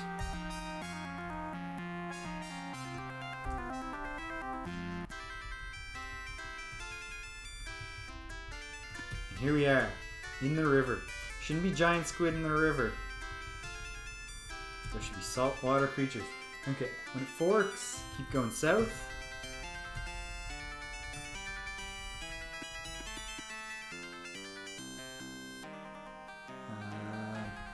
Okay.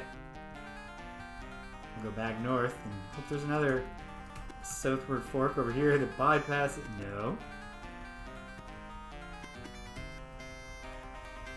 Uh-oh.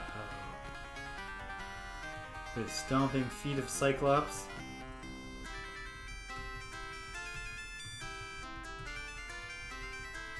This is cool. Okay. Am I in the right spot even? Let's tie off the skiff for a moment, gimmick a gem, just to confirm where I am. Oh, escape, cancel. Failed. Fair to call the Orb of the Moons a failure when... Yeah, this is... Okay. Let's go south and just have Dupre, show off and use muscles to pick up the skiff and carry it over the bridge.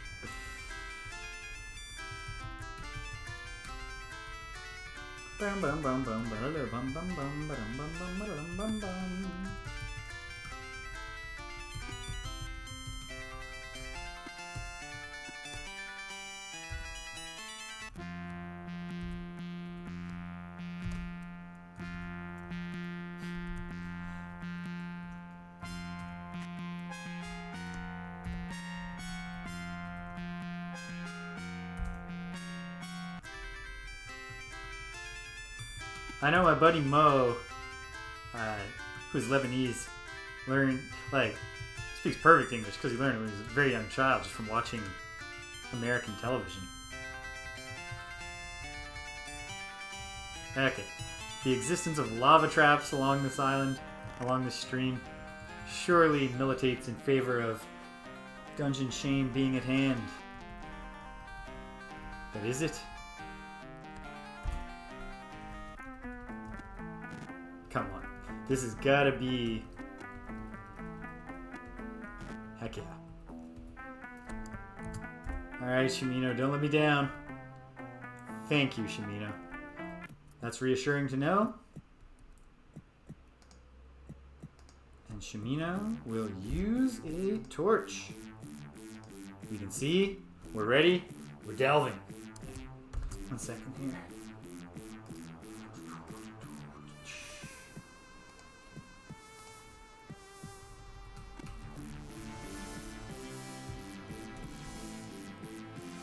Oh!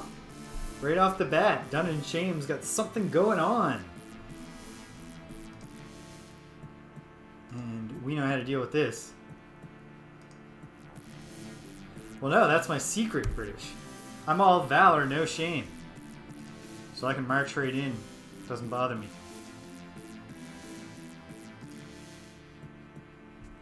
Unlocked. And just in case. A bunch of skeletons. Are they friendly skeletons? My gut says no, but let's talk to them. Now it doesn't want to talk. It does want to fight. Well, you made me do it, skeletons. I was going to let you live.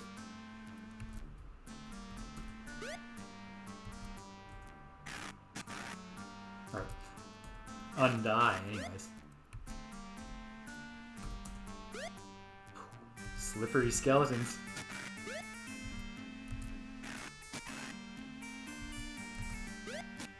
There we go. Heavy wounds. Heavy wound.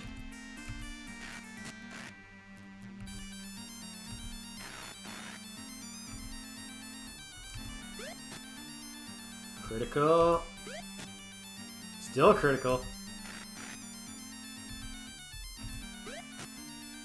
2 of them are critical now. If we ever land an attack again,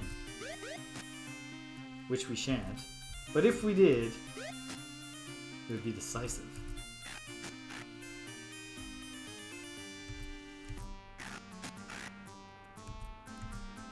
The Avatar closing in. Because where are these skeletons thinking to run?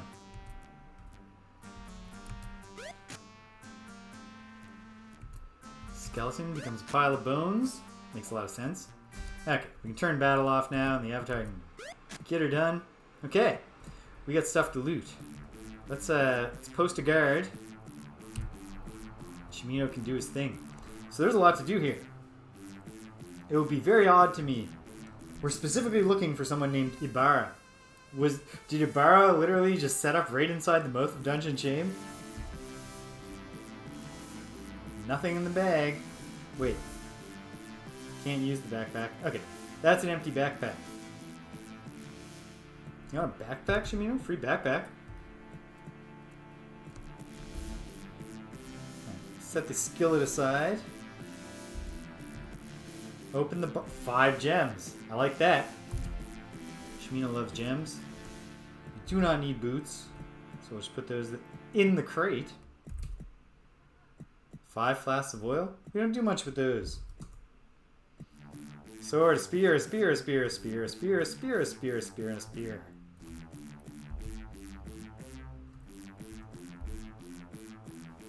Many throwing axes. Love gold. Love it so much we're overloaded with it. Can't use the bag. Look at it. Horseshoes.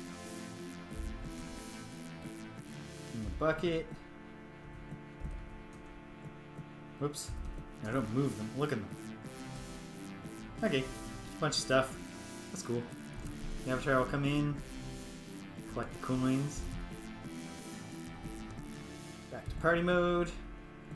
Alright. Well, we're off to a good start. I'm going to take a brief intermission, folks. I will be back in just a minute. So hang tight.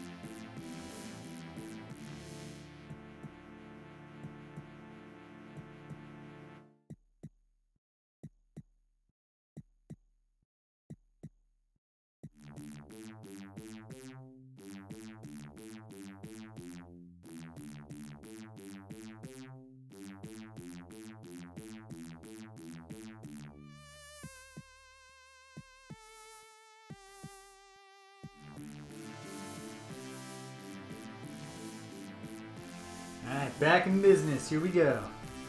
Deeper into Dungeon Shame, because it turned out that the objective was not just solved at the very, very start, unless it was hidden under that table. Boy, I'll feel like a fool if in the end the map piece is under the candle, the top left of the little... Well, obviously, either there are Cyclopses or a second big stompy foe. What's that? Are those rotworms? Alright. Well, we have a system for dealing with rotworms. It's called standing here and watching ELO do it for us from a distance. Oh, they can move. Team, let's fall back. And let's do this as a fight.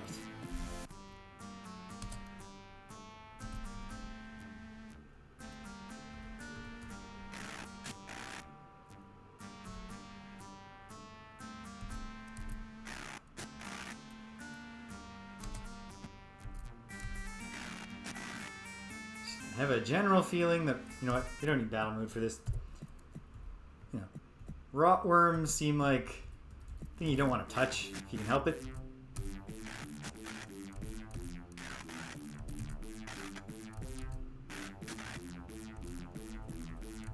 So we'll let ELO do this one. If we find another, store them. Or if these ones respawn like 5 seconds from now, we're walking back past here. Let Gweno or Jana do it. Spread the love. Okay. Well, alright. That's easy enough. Head to the west, past the rotworms that will almost certainly be back. There's a ladder down. Well, let's just let's feel the place out.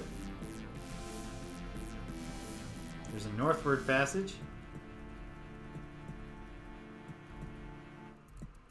Got some bats hanging out. Who do you have? Giant bat. Didn't look so big to me. Well, one gold nugget isn't going to get me very many coins. You need a whole stone of them. Just like, probably about 10. In fact, exactly 10? I'm almost positive it's going to say this weighs 0.1 stones. It does. So will Terry give me 10 coins for that? Or does she hold out for a proper haul?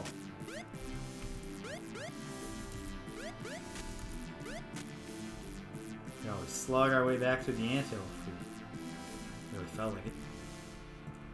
The bats give us trouble, we'll kill them. Or when we're walking back past there. But otherwise, there's no need to be violent.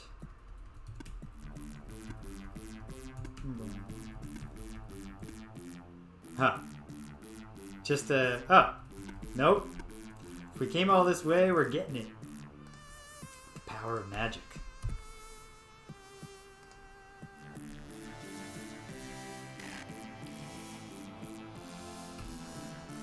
Ah, blocked. Never mind. Can we smash the stalagmites? No. Weird. That's just a gold nugget. No big deal. Okay. So far, Shane seems relatively straightforward. The first floor is pretty straightforward structurally, unless there are, hidden areas.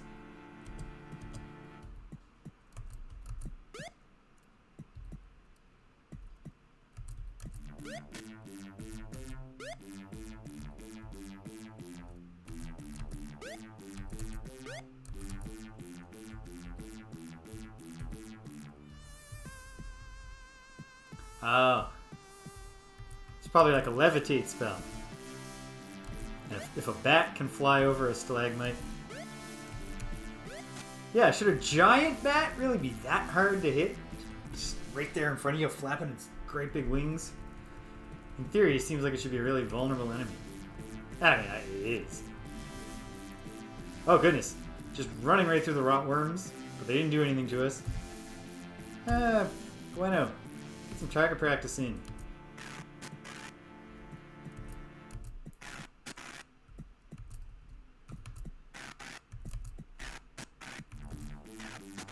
Boom. Doing it well. Oh, that wasn't very well done. We can't blame that one on Gweno, though. That's on me. Ha! One shot. Just as they close the distance with her. Alright, here we go. Down to level 2. What's this? Well, I have a theory what might be going on here. Can I cut the web? Yes, I can.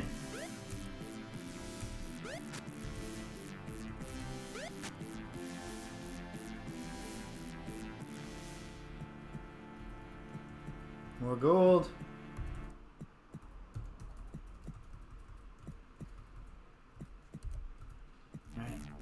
So there was a north branch and an east branch. We're doing the north branch. Yeah. If there aren't giant spiders, a very strange red herring. Also kind of strange that the giant spiders were just like, let's make a slight effort to catch someone at the mouth of our floor of the dungeon. And then let's just not stress too much about it. Whatever will be, will be.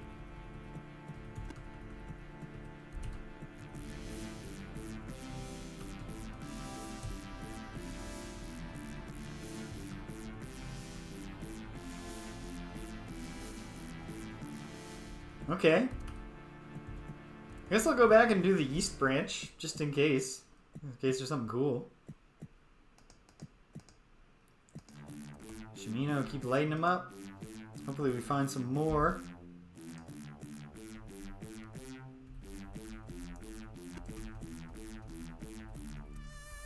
Well, some spiders. The well-trained ones. You know, I have no, like, specific spider fear. Like, like anybody, I would not like to wake up covered in spiders. But, you know, spiders alone, like, I don't have arachnophobia. I don't see a spider and just immediately get the heebie-jeebies. A giant spider enemy isn't necessarily that upsetting to me even in a game with reasonably realistic graphics.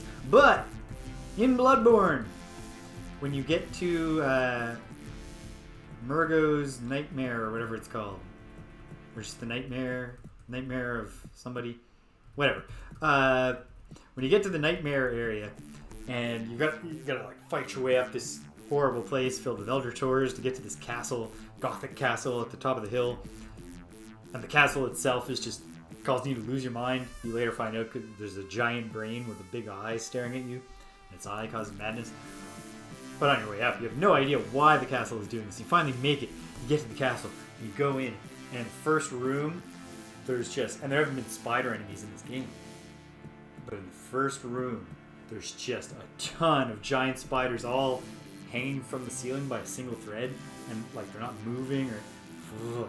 It's just, you see that and you're just like, no, no, no, no. Found that a particularly chilling use of spider imagery in a video game. The some mix of very effective, you know, environment and monster design, and how the gameplay feels kind of weighty and physical, and the fact that it's an action RPG.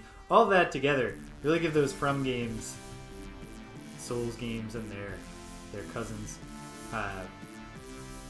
They can really make it upsetting when you see the monsters. Like, you just don't want them to touch you. Do not touch me, please. Well, I'm gonna bet there's also gonna be a ladder down at the end of no. Unless there's some gimmick where, you know, the actual route is through hidden paths that I have not found. This is a reasonably straightforward dungeon. And certainly by starting with Dungeon Despise, we've made... yes, Despise, which is a dragon's nest. We have certainly... Oh, there he is.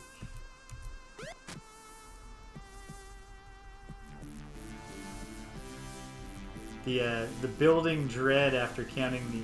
didn't really pay off. Probably the giant spider enemies should have been 4-tile enemies.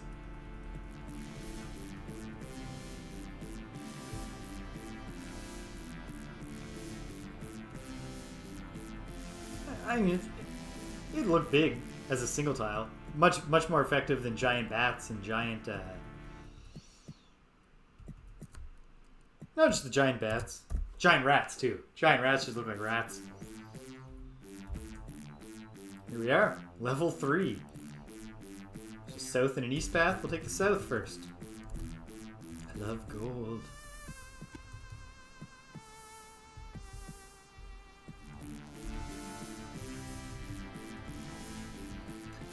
It's just, it's hard to be intimidated by something called a giant thing when you're looking at it and its representation is not in any way convincing as giant. Okay. Shimino hears something to the south. But let's go back and try the east path. So far, Shame has not had many tricks up its sleeve. Oh, do you hear something, Shimino, to the north? The only way we can go?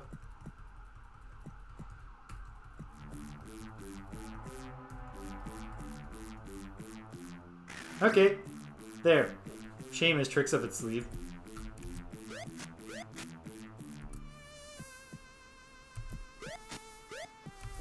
Well, perhaps it's fancier than it seemed at first.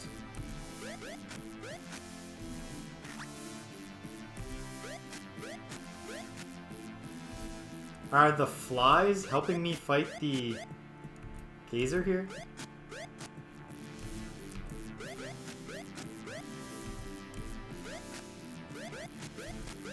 Well, they're not anymore. Okay, I don't think the Avatar should be soloing things anymore because... Okay, my gut tells me I should go back the southern way and see if that dead end with the stalagmites was concealing anything. Probably not, but I don't know.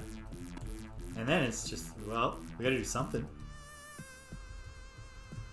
Try something here.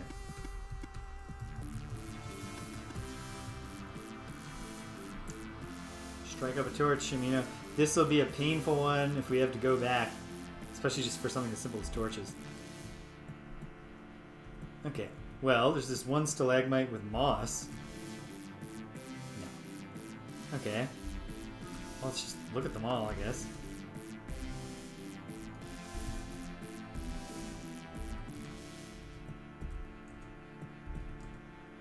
Alright, I wasn't super confident, but are they usable? We might as well try while we're here. Okay. Well, now we've reached the point where I gotta be doing some squinting just in case there is a dungeon wall tile that is slightly different from another one. Of course, it could just as easily turn out to be that there was a branching path and I just didn't see it. We'll find it. Oh, do you hear something? Have our geezer friends respond? One of them. Okay. Actually, you know what? Dupre, have some fun, buddy.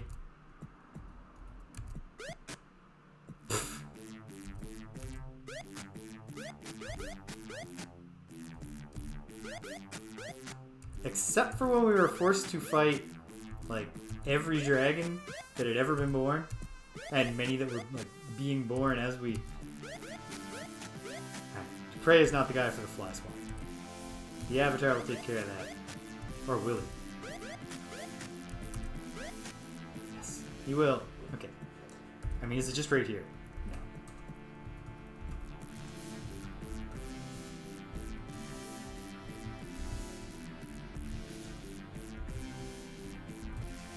No. Alright. Well, now we start backtracking. Inspect the stalagmites.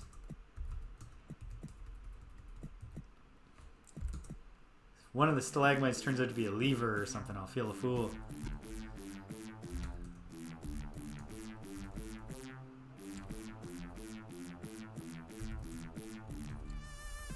Okay. I'm not going to just look at every wall with the look command, so I've got to use the real life look command right now. Using my eyes to look at things. To see if any wall tile looks weird. I don't think I've encountered a hidden door in a dungeon/cave wall thus far. You never know.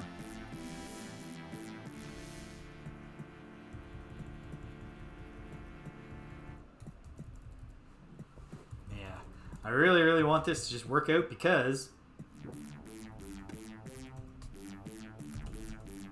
Oh, if I want this to work out, why am I not using view gems?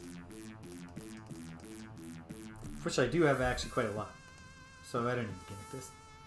Well, the narrow view window makes it tricky to tell, but this kind of does suggest to me a regular old dead end. I should have been doing that on the... Let's do it on the lower level now, before we've gone back. Maybe fruitless, but peace of mind will be nice. And I guess we'll kill some more gazers. Nothing stays dead for long. In the dungeons of Ultima 6.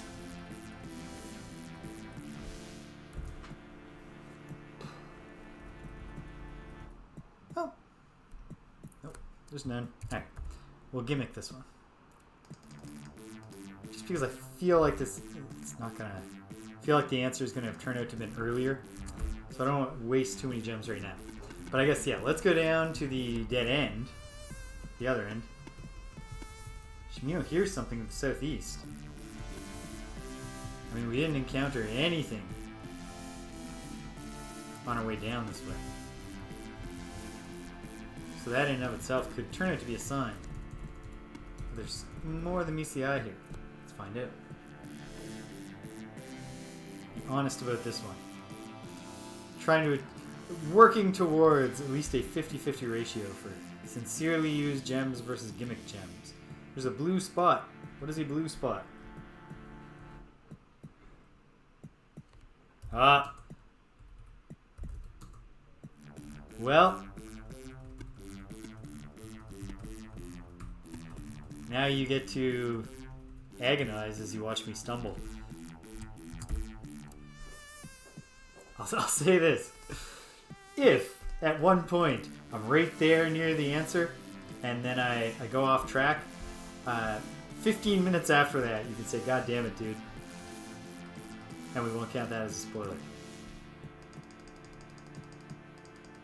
What do we got? Oh, the Avatar has used his gems up. That's why we're gimmicking one of Shimina's, even though Shimina's found a ton. Oh, not a ton. Some. Okay. No sign of nothing here. Restore. Okay. I think this one is not anything of note.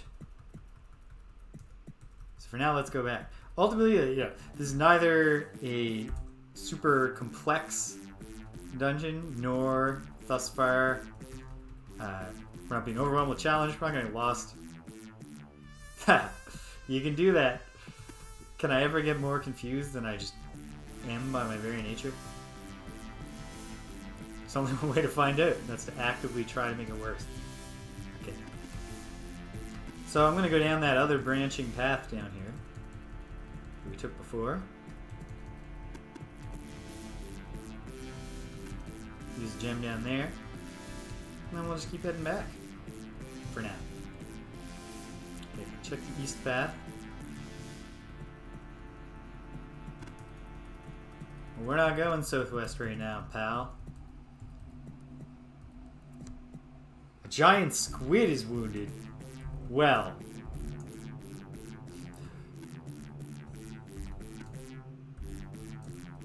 Like, my gut tells me that that means something of... That's either something significant or just a weird bug. Are the giant squids just fighting giant squid?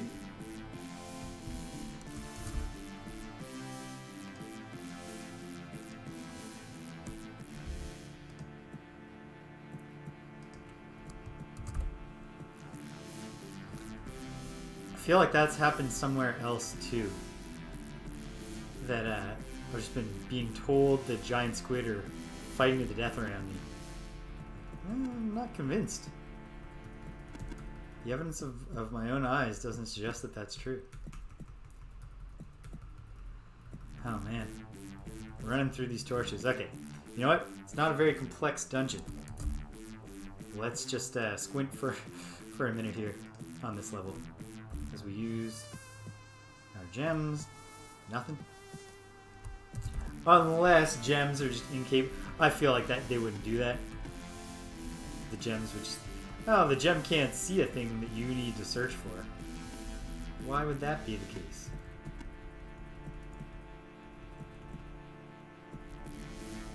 Out to the northwest, you mean?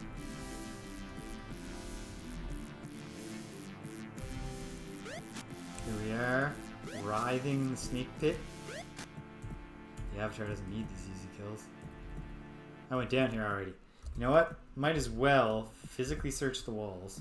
Just in case. I don't think I'm finding anything though.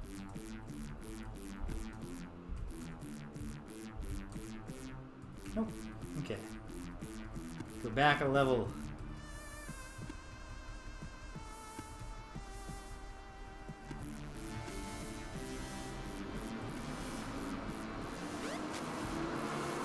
Nope. Pray. Kill that spider that was hurting you. Thank you, pal. Oh, there's a bunch of them. Debray. Kill them all.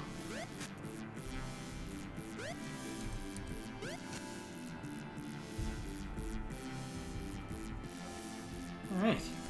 Well, give me a gem here, and then we'll go back up a level. We'll see what's up.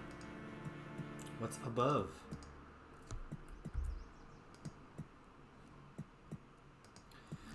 No signs of nothing. May or may not mean anything.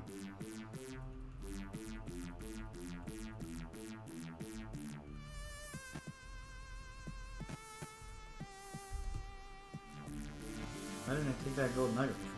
I don't know. Okay, we're back on the first floor. It's a little bit bigger place. So let's have Shimino light one of the increasingly scant number of torches that we have. I gotta learn the basic light spell just to prevent situations where I'm suddenly trying to conserve torches. Oh, the skeletons are back to life. That makes sense. If any respawning in the game makes any sense, it's that. Okay, let's go in the dead end first. Dead ends? Right. Have I?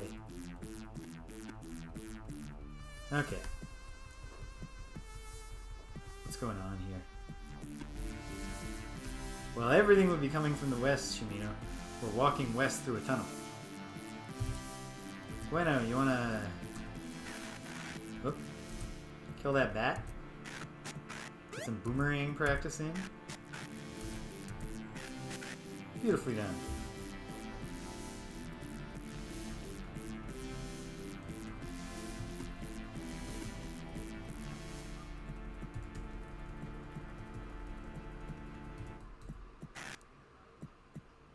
There's Mong bats this time?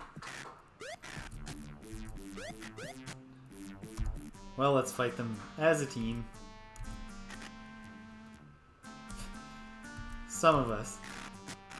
4 of us as a team can fight them. Shimino and Hilo are just watching.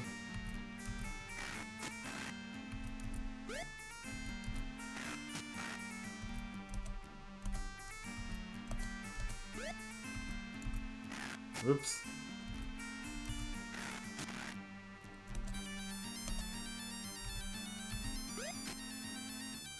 Critical. Killed. Did I not go down this way? Because if that's the situation, then perhaps the mystery will be easier to solve than I thought it might be. But I think I went down here. Wasn't this where there was a gold nugget that I could never retrieve?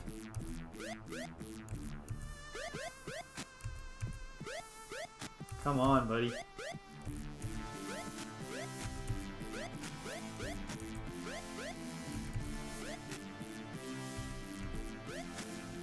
Ah.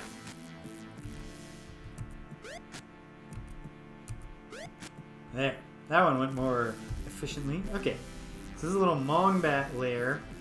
Might as well search the walls.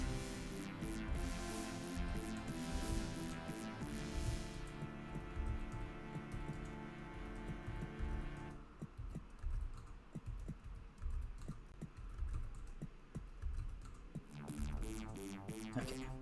Gimmick a gem here.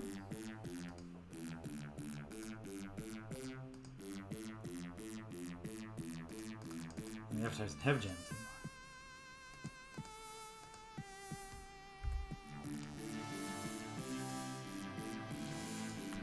anymore. No sign of a secret here.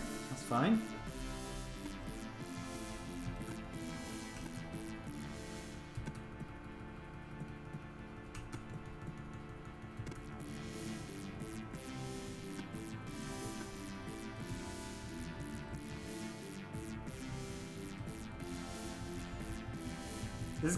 This is a random thought that just came into my head related to Dark Souls.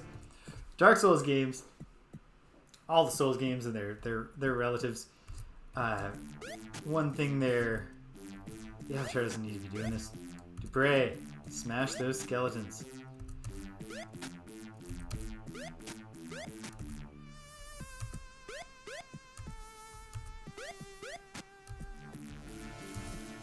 They're filled with all sorts of, haunting dialogue and cool stuff like that. And, cool NPCs that people like, all this stuff, and really distinctive dialogue style where the characters all speak in like weird, somber, opaque monologues. And but the single worst, the worst dialogue in that entire series is the very first guy who speaks in Dark Souls, which was their breakthrough game. If you've ever played it, you know, you meet this guy pretty early on, and he's about to die, and his dying words are to give you advice, and he says, "There's a saying in my family, when thou art in Lordran, seek to ring the bell, the one bell that is high and one bell that is low." Like, and he just describes what the starting, like, your initial quest, the guidance you're given, he just gives it to you and it's a saying in his family. And every time I play Dark Souls and he's saying that, I'm like, how often does this saying come up? How often does someone in your family go like, "Oh, well, it's like Grandpa always says, when thou art in Lordran." I don't know. Alright. We're doing the move things around strategy to find out if indeed something... Oh, no. No. Okay. Unless it's a search everywhere in there secret. That's not the way. Oh my goodness. Was there just a southern path all along? Oh, just made $100. Okay, well, there we go. It was a simpler, perhaps, mystery than it seemed at first. A slightly less straightforward dungeon than it seemed at first. At least since there's two paths. I guess I should look around, see, are there a bunch of ladders down here? Ooh, there's an underground river.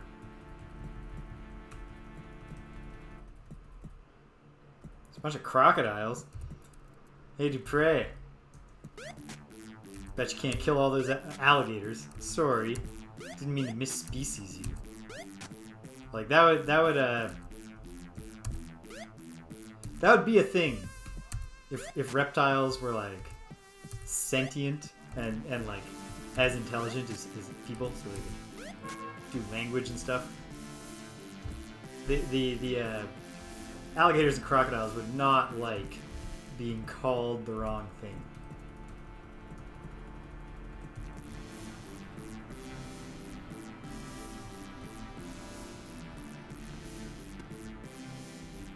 Okay, here we go. Down. Of course, is there something on the other side of that underground river? Who knows? We didn't bring the skiff down with us. Wolves fighting giant rats. Well, it's a shame that somebody locked a bunch of wolves in a dungeon. Oh, that's a shame. Getting poisoned on first bite. Also a shame when you have to kill mice. Mice and real mice are just far less aggressive than the mice in Ultima 6. I wonder if it's like a Gondian civilization thing. It's just a minor programming error made the mice extremely aggressive. In the original civilization, if you don't know the story, it's fun. So why don't I tell it? Which is the whole thing, like, it's a deliberate thing now that Gandhi is the leader in the civilization games that, when controlled by the AI, is the most aggressive. You know, people like to share the picture of Gandhi saying, like, "My words are backed by nuclear weapons." And it's so, like, kind of weird note of character. But what happened was that you made me do this to you, puppy dogs. Is that they're in the, like, personality system or whatever you want to call it for the AI. They had one thing of, like, aggression versus pacifism, and the scale is, like, I think it goes up to 255, and, like, the higher it gets, the more inclined to solve things diplomatically the AI becomes. And so, in the programming, Gandhi is programmed to have the highest initial pacifism rating of anyone on the team. Yeah, but some real horseshoe theory coming into play here.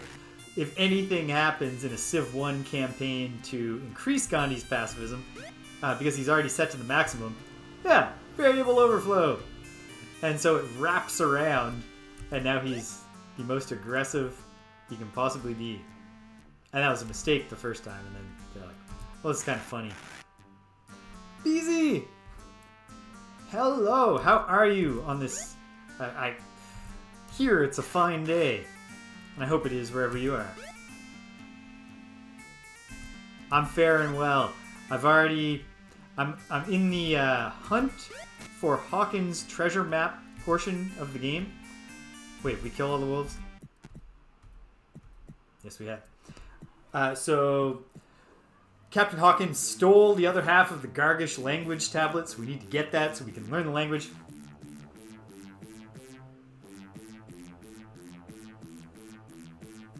That sounds right, British. Yeah. So there's 9 pieces of the map, but we have to find 8 because then the guy who told us about the map will give us the 9th piece. And I was down to 3 at the start of today, and I found 1, and now I'm in the dungeon hunting the next one. So things are coming together. Pretty soon we're gonna be able to talk to these gargoyles and be like, hey dude, what are you doing to our shrines here? Don't you love virtue? Okay.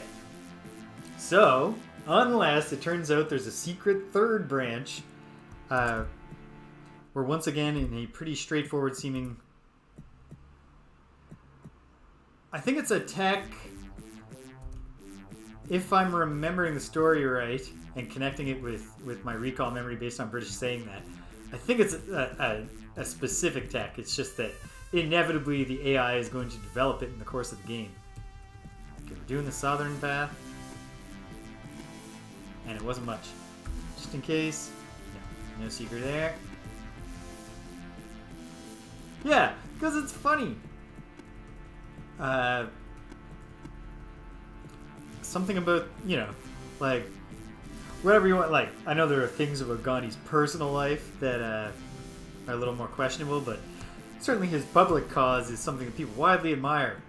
And something about that makes... it's inherently funny to take someone who everyone knows is like a serious, important person known for pacifism and like flip the script on it somehow. So making them wildly aggressive, that's funny. The American cartoon series Clone High, which is about it's a parody of like Dawson's Creek and those kind of high school dramas, teen dramas, but set at a science fiction high school where all the students are clones of famous historical figures. Also, Gandhi is a wacky character who...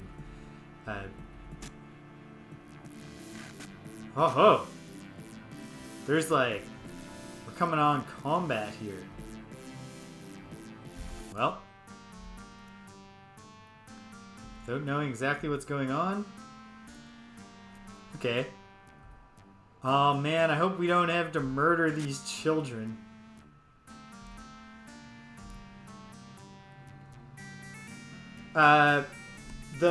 The tentacle things are reapers. They look much less whimsical this time around. David, that's exactly it. Yeah. And then I believe that the little people are specifically the child sprite, and I just want to believe this is not going to be like a case where we finish the fight and they want to fight us. I loved the reapers then. I think that this less whimsical take is a step down, personally. Nicely done.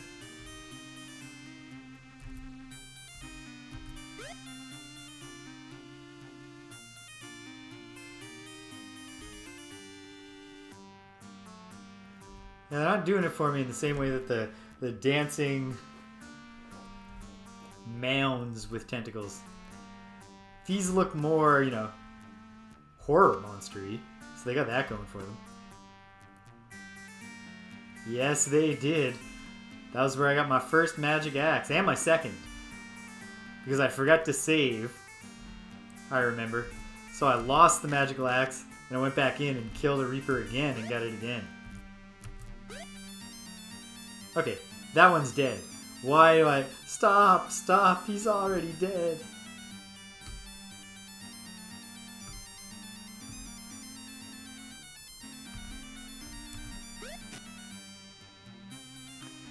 Maybe these are Ybarra's children. Here we found his little... Him and his wife just got set up down here.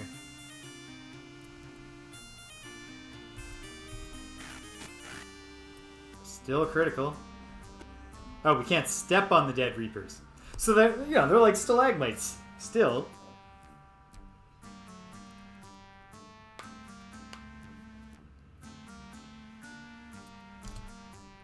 I think that, I think Ultima was done with, your standard fantasy races right after, which one? 3?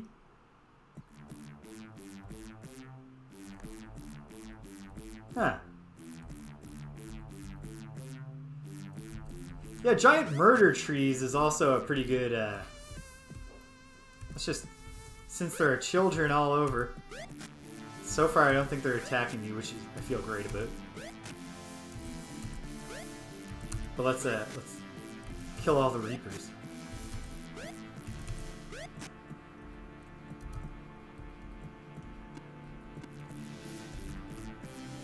Not possible. Well, that's a shame.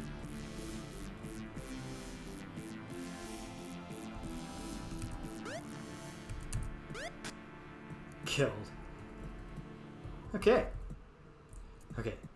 When that child stepped towards Dupre, I was like, no, please, don't make me kill the children. I'm begging you.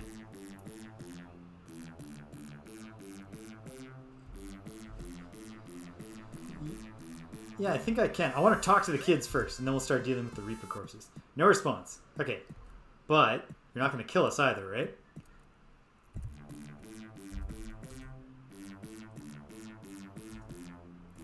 This Reaper... Yeah, I knew they were children. They're weird, mute children. I mean, look, if this pirate is actually living down here, raising a family in the depth of Dungeon Shame, surrounded by Reapers, I can believe that some of the children are non-verbal. That seems pretty plausible to me. Shimino can't even carry any more money, he's so loaded. So Jana will pick up... That Reaper had a bill to pay or something. Because he had set his money... He had carefully... All of them. They just, they portion off the rent so they don't accidentally spend it.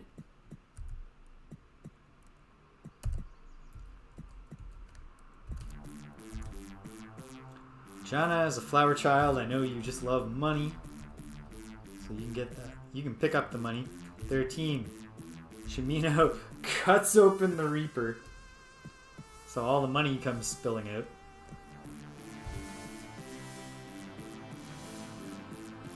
It's definitely like, I don't know if they're supposed to be dwarves or cave people or, or they're actually cave children for some reason.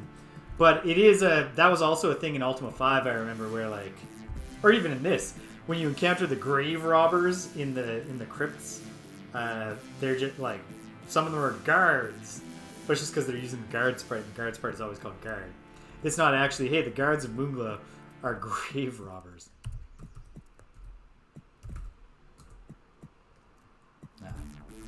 Broke-ass Reaper. Alright, we'll look to the north.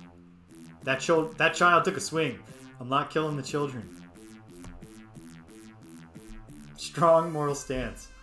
I will not murder children unless absolutely necessary. Yeah. Or thought like, it's not important.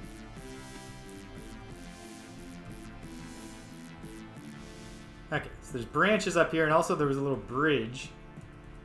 So we're doing north. There's also east. Another bridge. Now we're going east. And north again.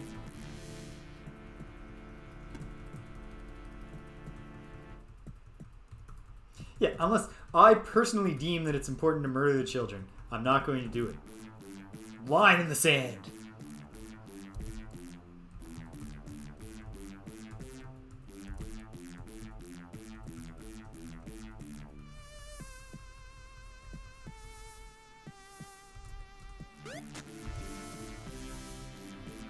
They call me the Avatar. Huh! Free magic bow. Hey, Gweno.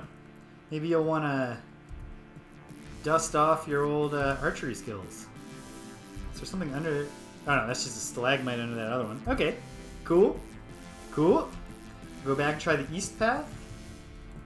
And of course, if that east path is nothing, we also have the other southern path past those children, the cave children.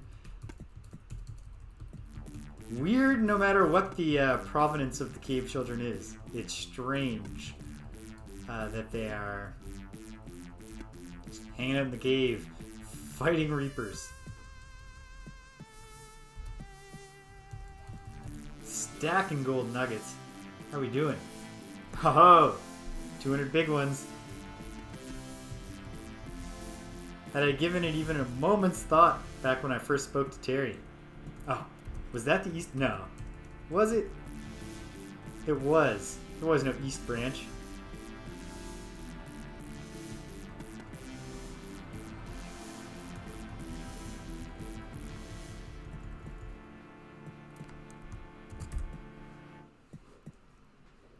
Yeah, when you, like, you got a one-upsmanship story there. Oh, great. The Reaper corpses have dissolved, so our little problem down here of being blocked is solved for us. Yeah, when you get to when you're in your freshman year, north or south? Let's go north first. You're in your freshman year, and some people are like, you know, I'm smart, you know, grew up hard, grew up on a farm. I'm not like you fancy big city liberals or whatever. The person who can break out, oh yeah, I was raised on the 3rd level of Dungeon Shame, fighting reapers with my bare hands. My father never taught me how to speak. Yeah, this is a pretty gentle dungeon on the whole. Okay, 2 ways down. Fiendish. We'll take the east one first. It's not that fiendish, but it's something. Ah, of course, 2 paths. We'll go west. A ghost. Hey, ghost, you wanna... There's ghosts, there's drakes. Alright, it's getting real.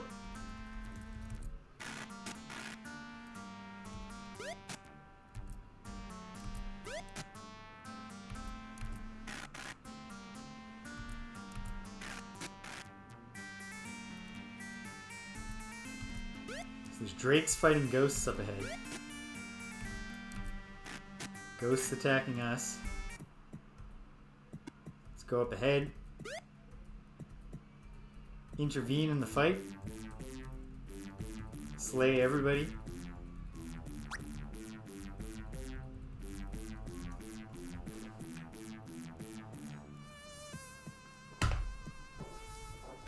So I'm thinking we're going to be saving Dungeon Wrong for next week. Although hopefully, I would really love... I'm pretty confident I'm going to get Shame done today. I think I'm going to wrap up Shame, get out of here. Okay, so I'm going west, remembering there's an east path, remembering also that I can go back and take a north ladder down to this level from a different entry point, which may or may not. Oh, great. More branching paths. Okay. We'll take the south one here.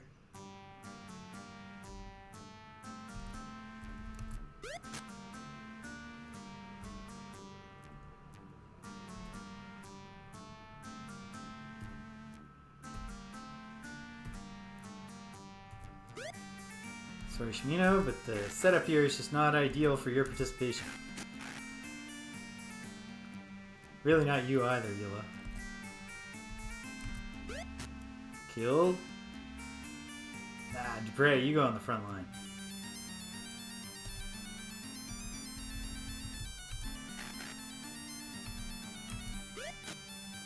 Killed the headless. You know what? Clean it up, Dupre.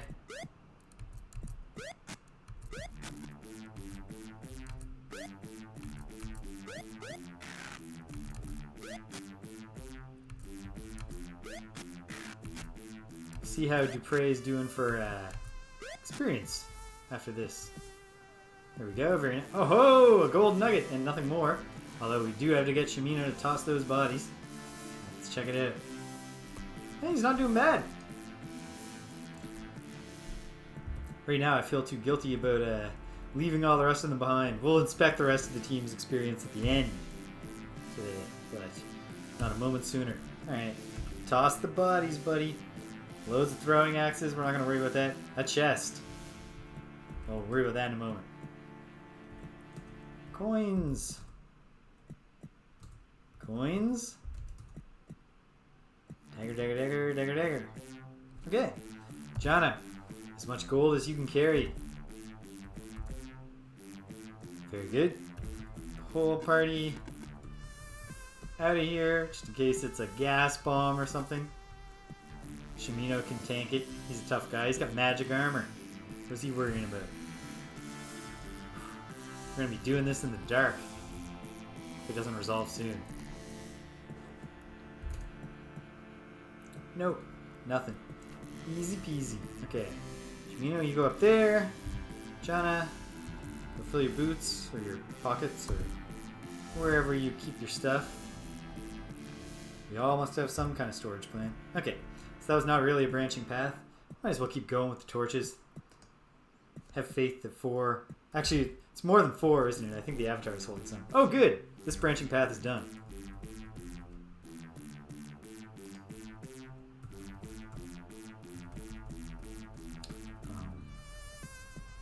Alright. Come on, team. We're lagging. There's a lot going on. I gotta breathe for a second. Oh, what did you know? Letting the computer breathe did not actually do anything. Who could have predicted? Okay. So back eastward, northward, and then... Don't make me do it to you, ghosts.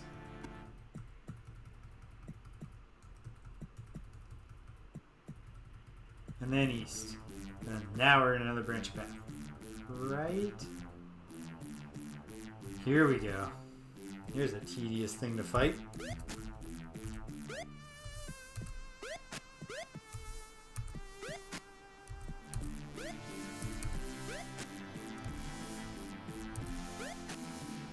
Well done, Ybarra. Nothing.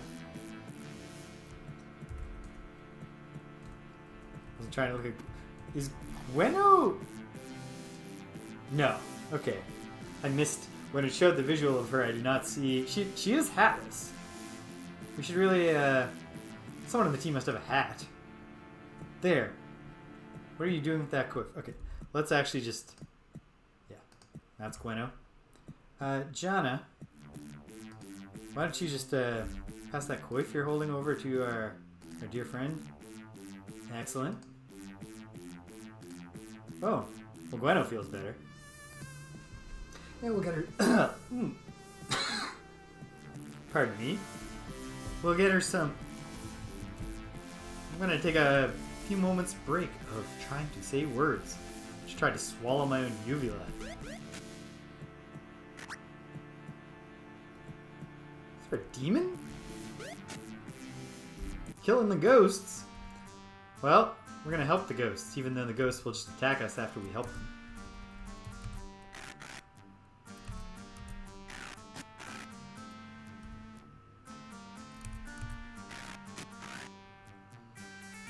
Okay, I'm ready to speak again.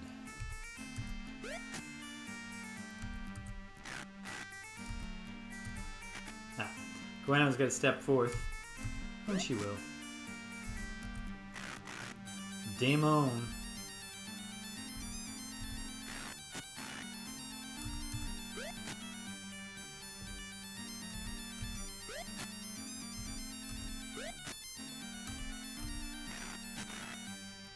Shimino takes one for the team, as he often does, but that's why we gave him the magic armor.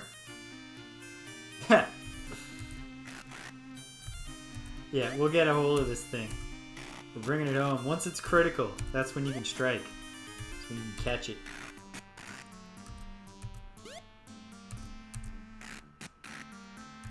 It's only lightly wounded? Heavily. There we go.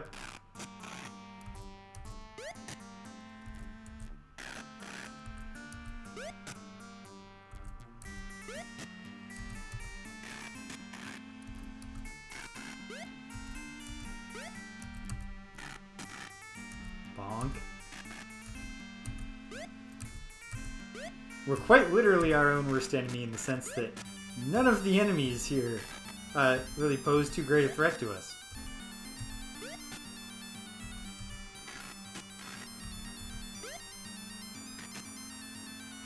Oh no, the ghost is possessed. Man, that's when you were born under a bad sign if you're getting possessed when you're a ghost. That's yeah. That's material for a really nerdy Rodney Dangerfield routine.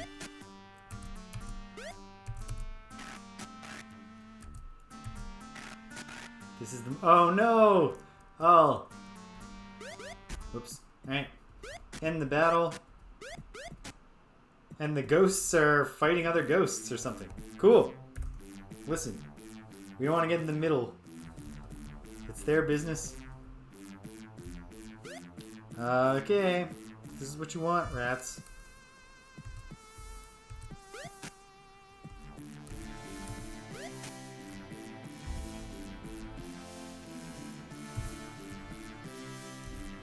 Whew. The rats are proliferating.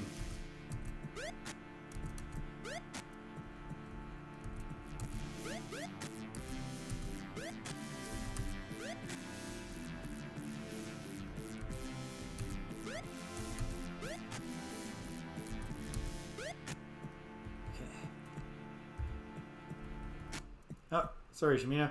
Should have saved you from taking poison damage. You're okay. You got magic armor. You're in good shape. Alright. Party mode.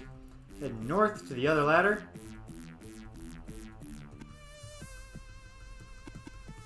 He certainly strikes quickly at a rat. So my cat Ybarra likes to go in the hallway of our apartment building on adventures. Water!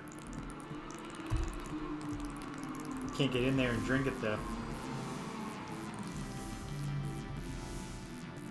Let's save just in case we're coming up to a boss fight or something.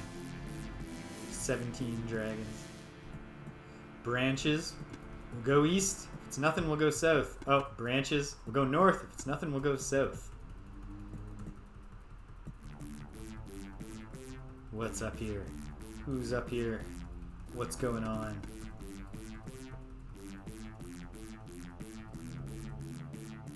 Huh? Definitely worth going to battle mode for drakes. Oops.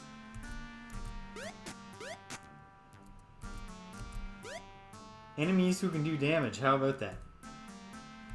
Now I've seen everything.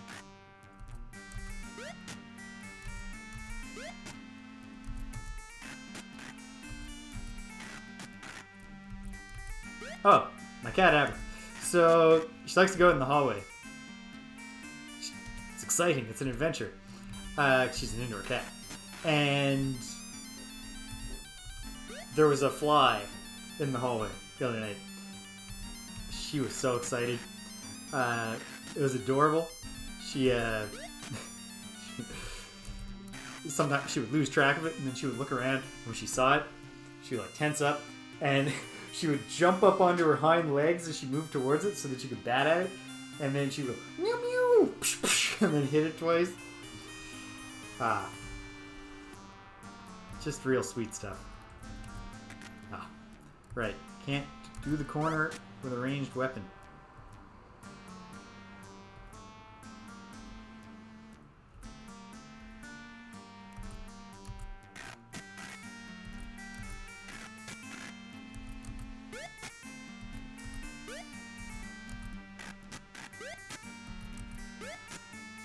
Alright, we've done it. Oh, tossing the bodies.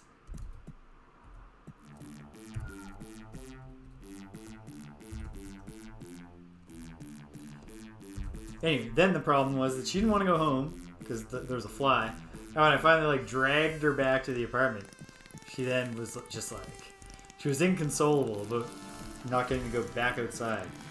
Can I drink the fountain? Make a wish. Yes. Wish for health. No effect.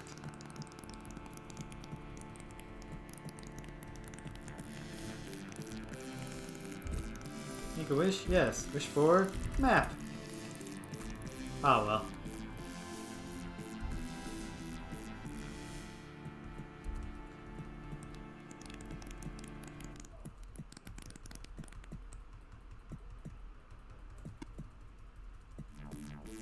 Well, Terry will be excited to see us again so soon. All these gold nuggets. Oh ho ho! Excuse me, sir.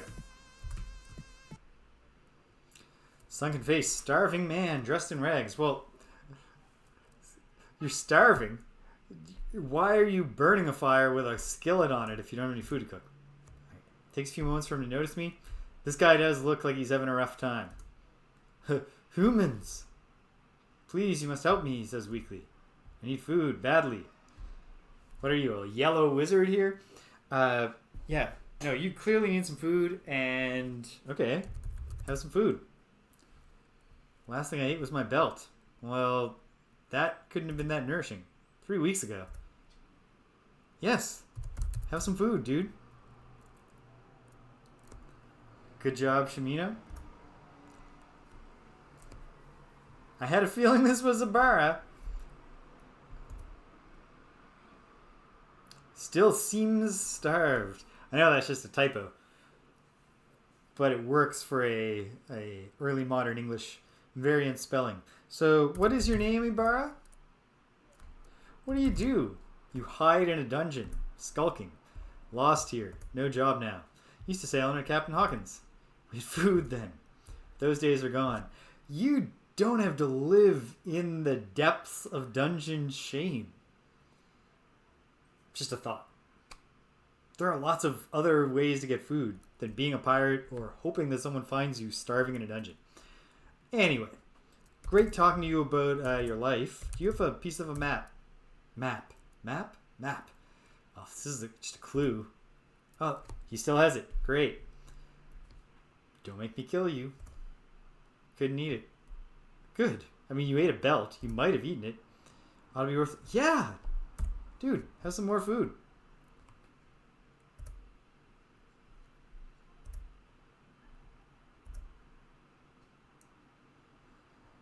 Well, he shouldn't. He's just eaten twice. You know what? I mean, great. So, what do you think of Hawkins? He doesn't want to talk about Hawkins. Alright. Yes.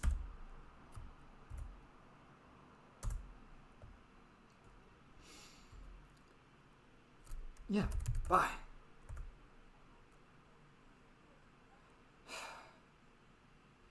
I'm gonna do this once more.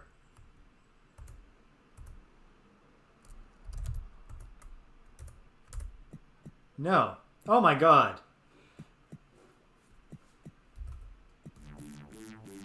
Okay, he's alive. He just passed out from the effort of begging. Let's do... just about getting close on time for me to stop. No, ghosts, go away. Please do not chase me down here and then kill this poor dude. I mean, actually, maybe the ghost should kill this guy. Anyway, I'm just gonna... I mean, it's already paid off to wander around a little. Yeah, that's true.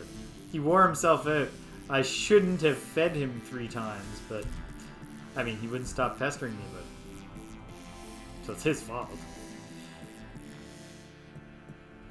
Virtue of buck passing. Alright. Oh my. Alright. Dupre. It's gonna be a legendary run, buddy. You're killing all of these lizards. And then we'll warp out of here soon. We can spare the skiff.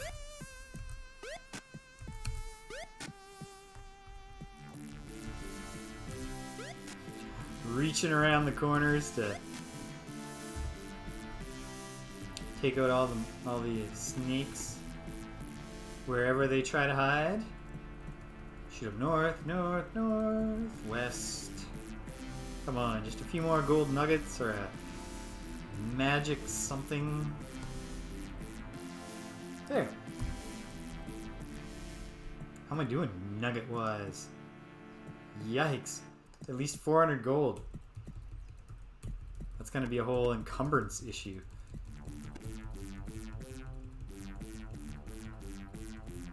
And, okay. There were multiple paths I could have taken that would have wound around to me meeting Ybarra. I think that's all that's happening here. Whoop.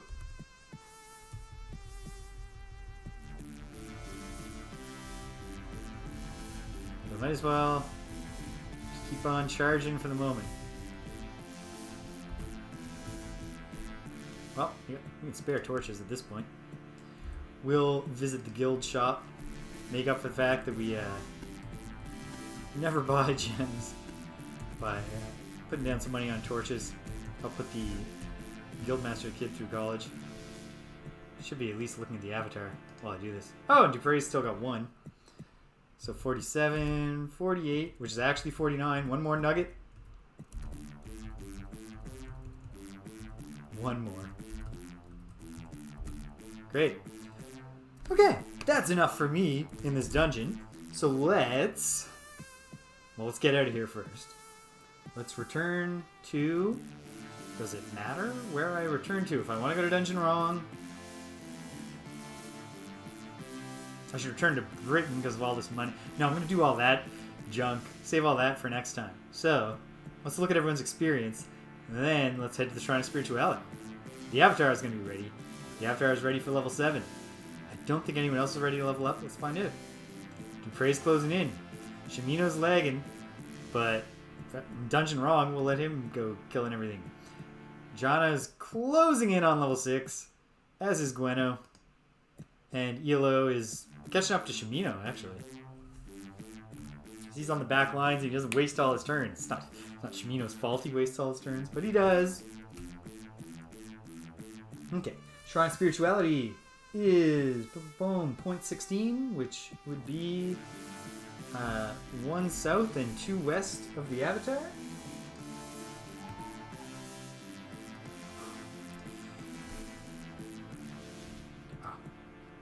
Since Shimino is the holder of torches, let's hook him up. Alright, let's get out of here.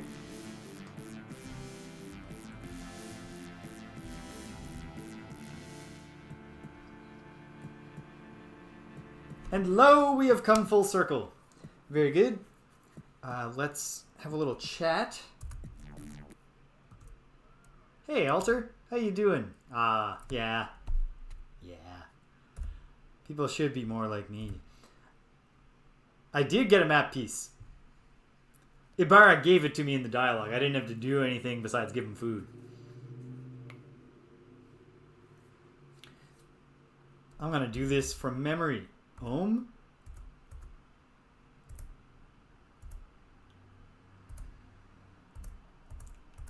Boom. Not to learn. Gonna be ready for some level 7 spells with the Avatar. And we're also gonna have a ton of money. Because like the Avatar's got $150 and $500 worth of gold nuggets. Dupree's got a nugget. Shimino's got 71 gold. And Jana's got 275. So, and Elo's got 41. So we're gonna, among other things, really load up on ammo for Gweno. I think Elo shouldn't be carrying anymore because look at that. How heavy is that? 14.4 stones of arrows. That's a big. That's a quiver that really you need something on the front of you to counterbalance. A front quiver. Avatar is level 7. And I don't know. I don't know how much. Like, there's a whole set of dungeons that are also shrines to the gargoyle virtues. That's all I know about gargoyle culture so far because I can't talk to them. So who knows how much that will extend the duration of the quest. Could the Avatar ever make it? Who knows? Where is the Avatar exactly? 3,400? So, 3,000 to go. I don't know. I'm skeptical. I don't know that I can hack that many ants. We'll find it. I do want to take a quick look here at the compendium. Just, what are the level 7 spells? Anything cool? I mean, probably. Chain Bolt. I've seen that in breath weapon form from the dragons. Enchant. Empowers special items with magical energy. Okay. Energy Wind. Sends a gale of wind in the direction of foes. Fear causes all evil foes in the area to flee in terror. But your heroic foes, who you're killing for no reason, are immune. Gate Travel. Just takes you to a moonstone based on the moon phase. Why would we ever do that when we have the Orb of the Moons? Kill. That does what it says it does. Mass Curse. Reduces the effectiveness of armor and the prowess and intelligence of all nearby beings, friend and foe alike. Can't see myself breaking that one out. Mass Invisibility. Causes all nearby beings to become unseen, though still present. Not party specific, so that could be problematic. Wing Strike. Sends a powerful dragon's wing against your opponents. Just the wing.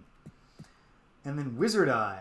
Allows the caster to see otherwise obscured places up to 20 paces away. Oh, that could be useful. I won't look at the level 8 spells yet. I assume one of them is Resurrect. But otherwise, we'll let the anticipation build. Save the game. Look at the Avatar stats. Quite impressive. Not nearly as strong as Dupré. Or as dexterous as Shimino. Or as dexterous as Eel. Okay, the Avatar's not that impressive. But he's friggin' handsome.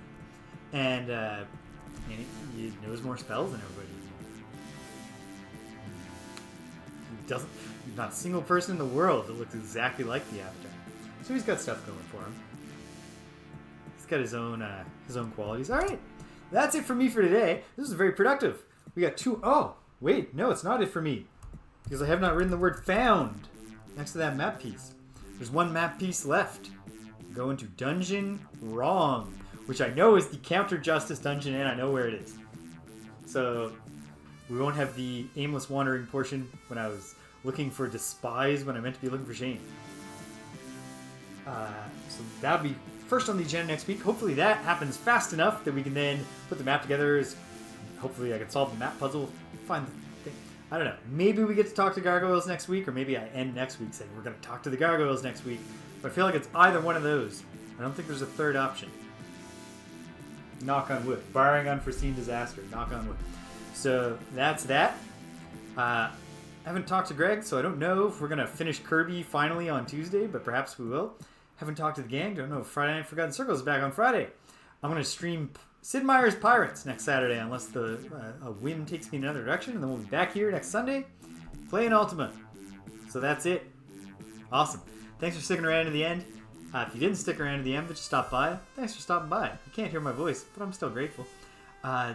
Great time. Always a pleasure. Take care of yourselves. Oh, wait, hold on. That's actually part of my wrap-up line. I should just say it. What's the other thing I wanted to say? No, I just wanted to say the wrap-up line. Until next time the moons come into position. Take care of yourselves. Be kind to everyone you meet.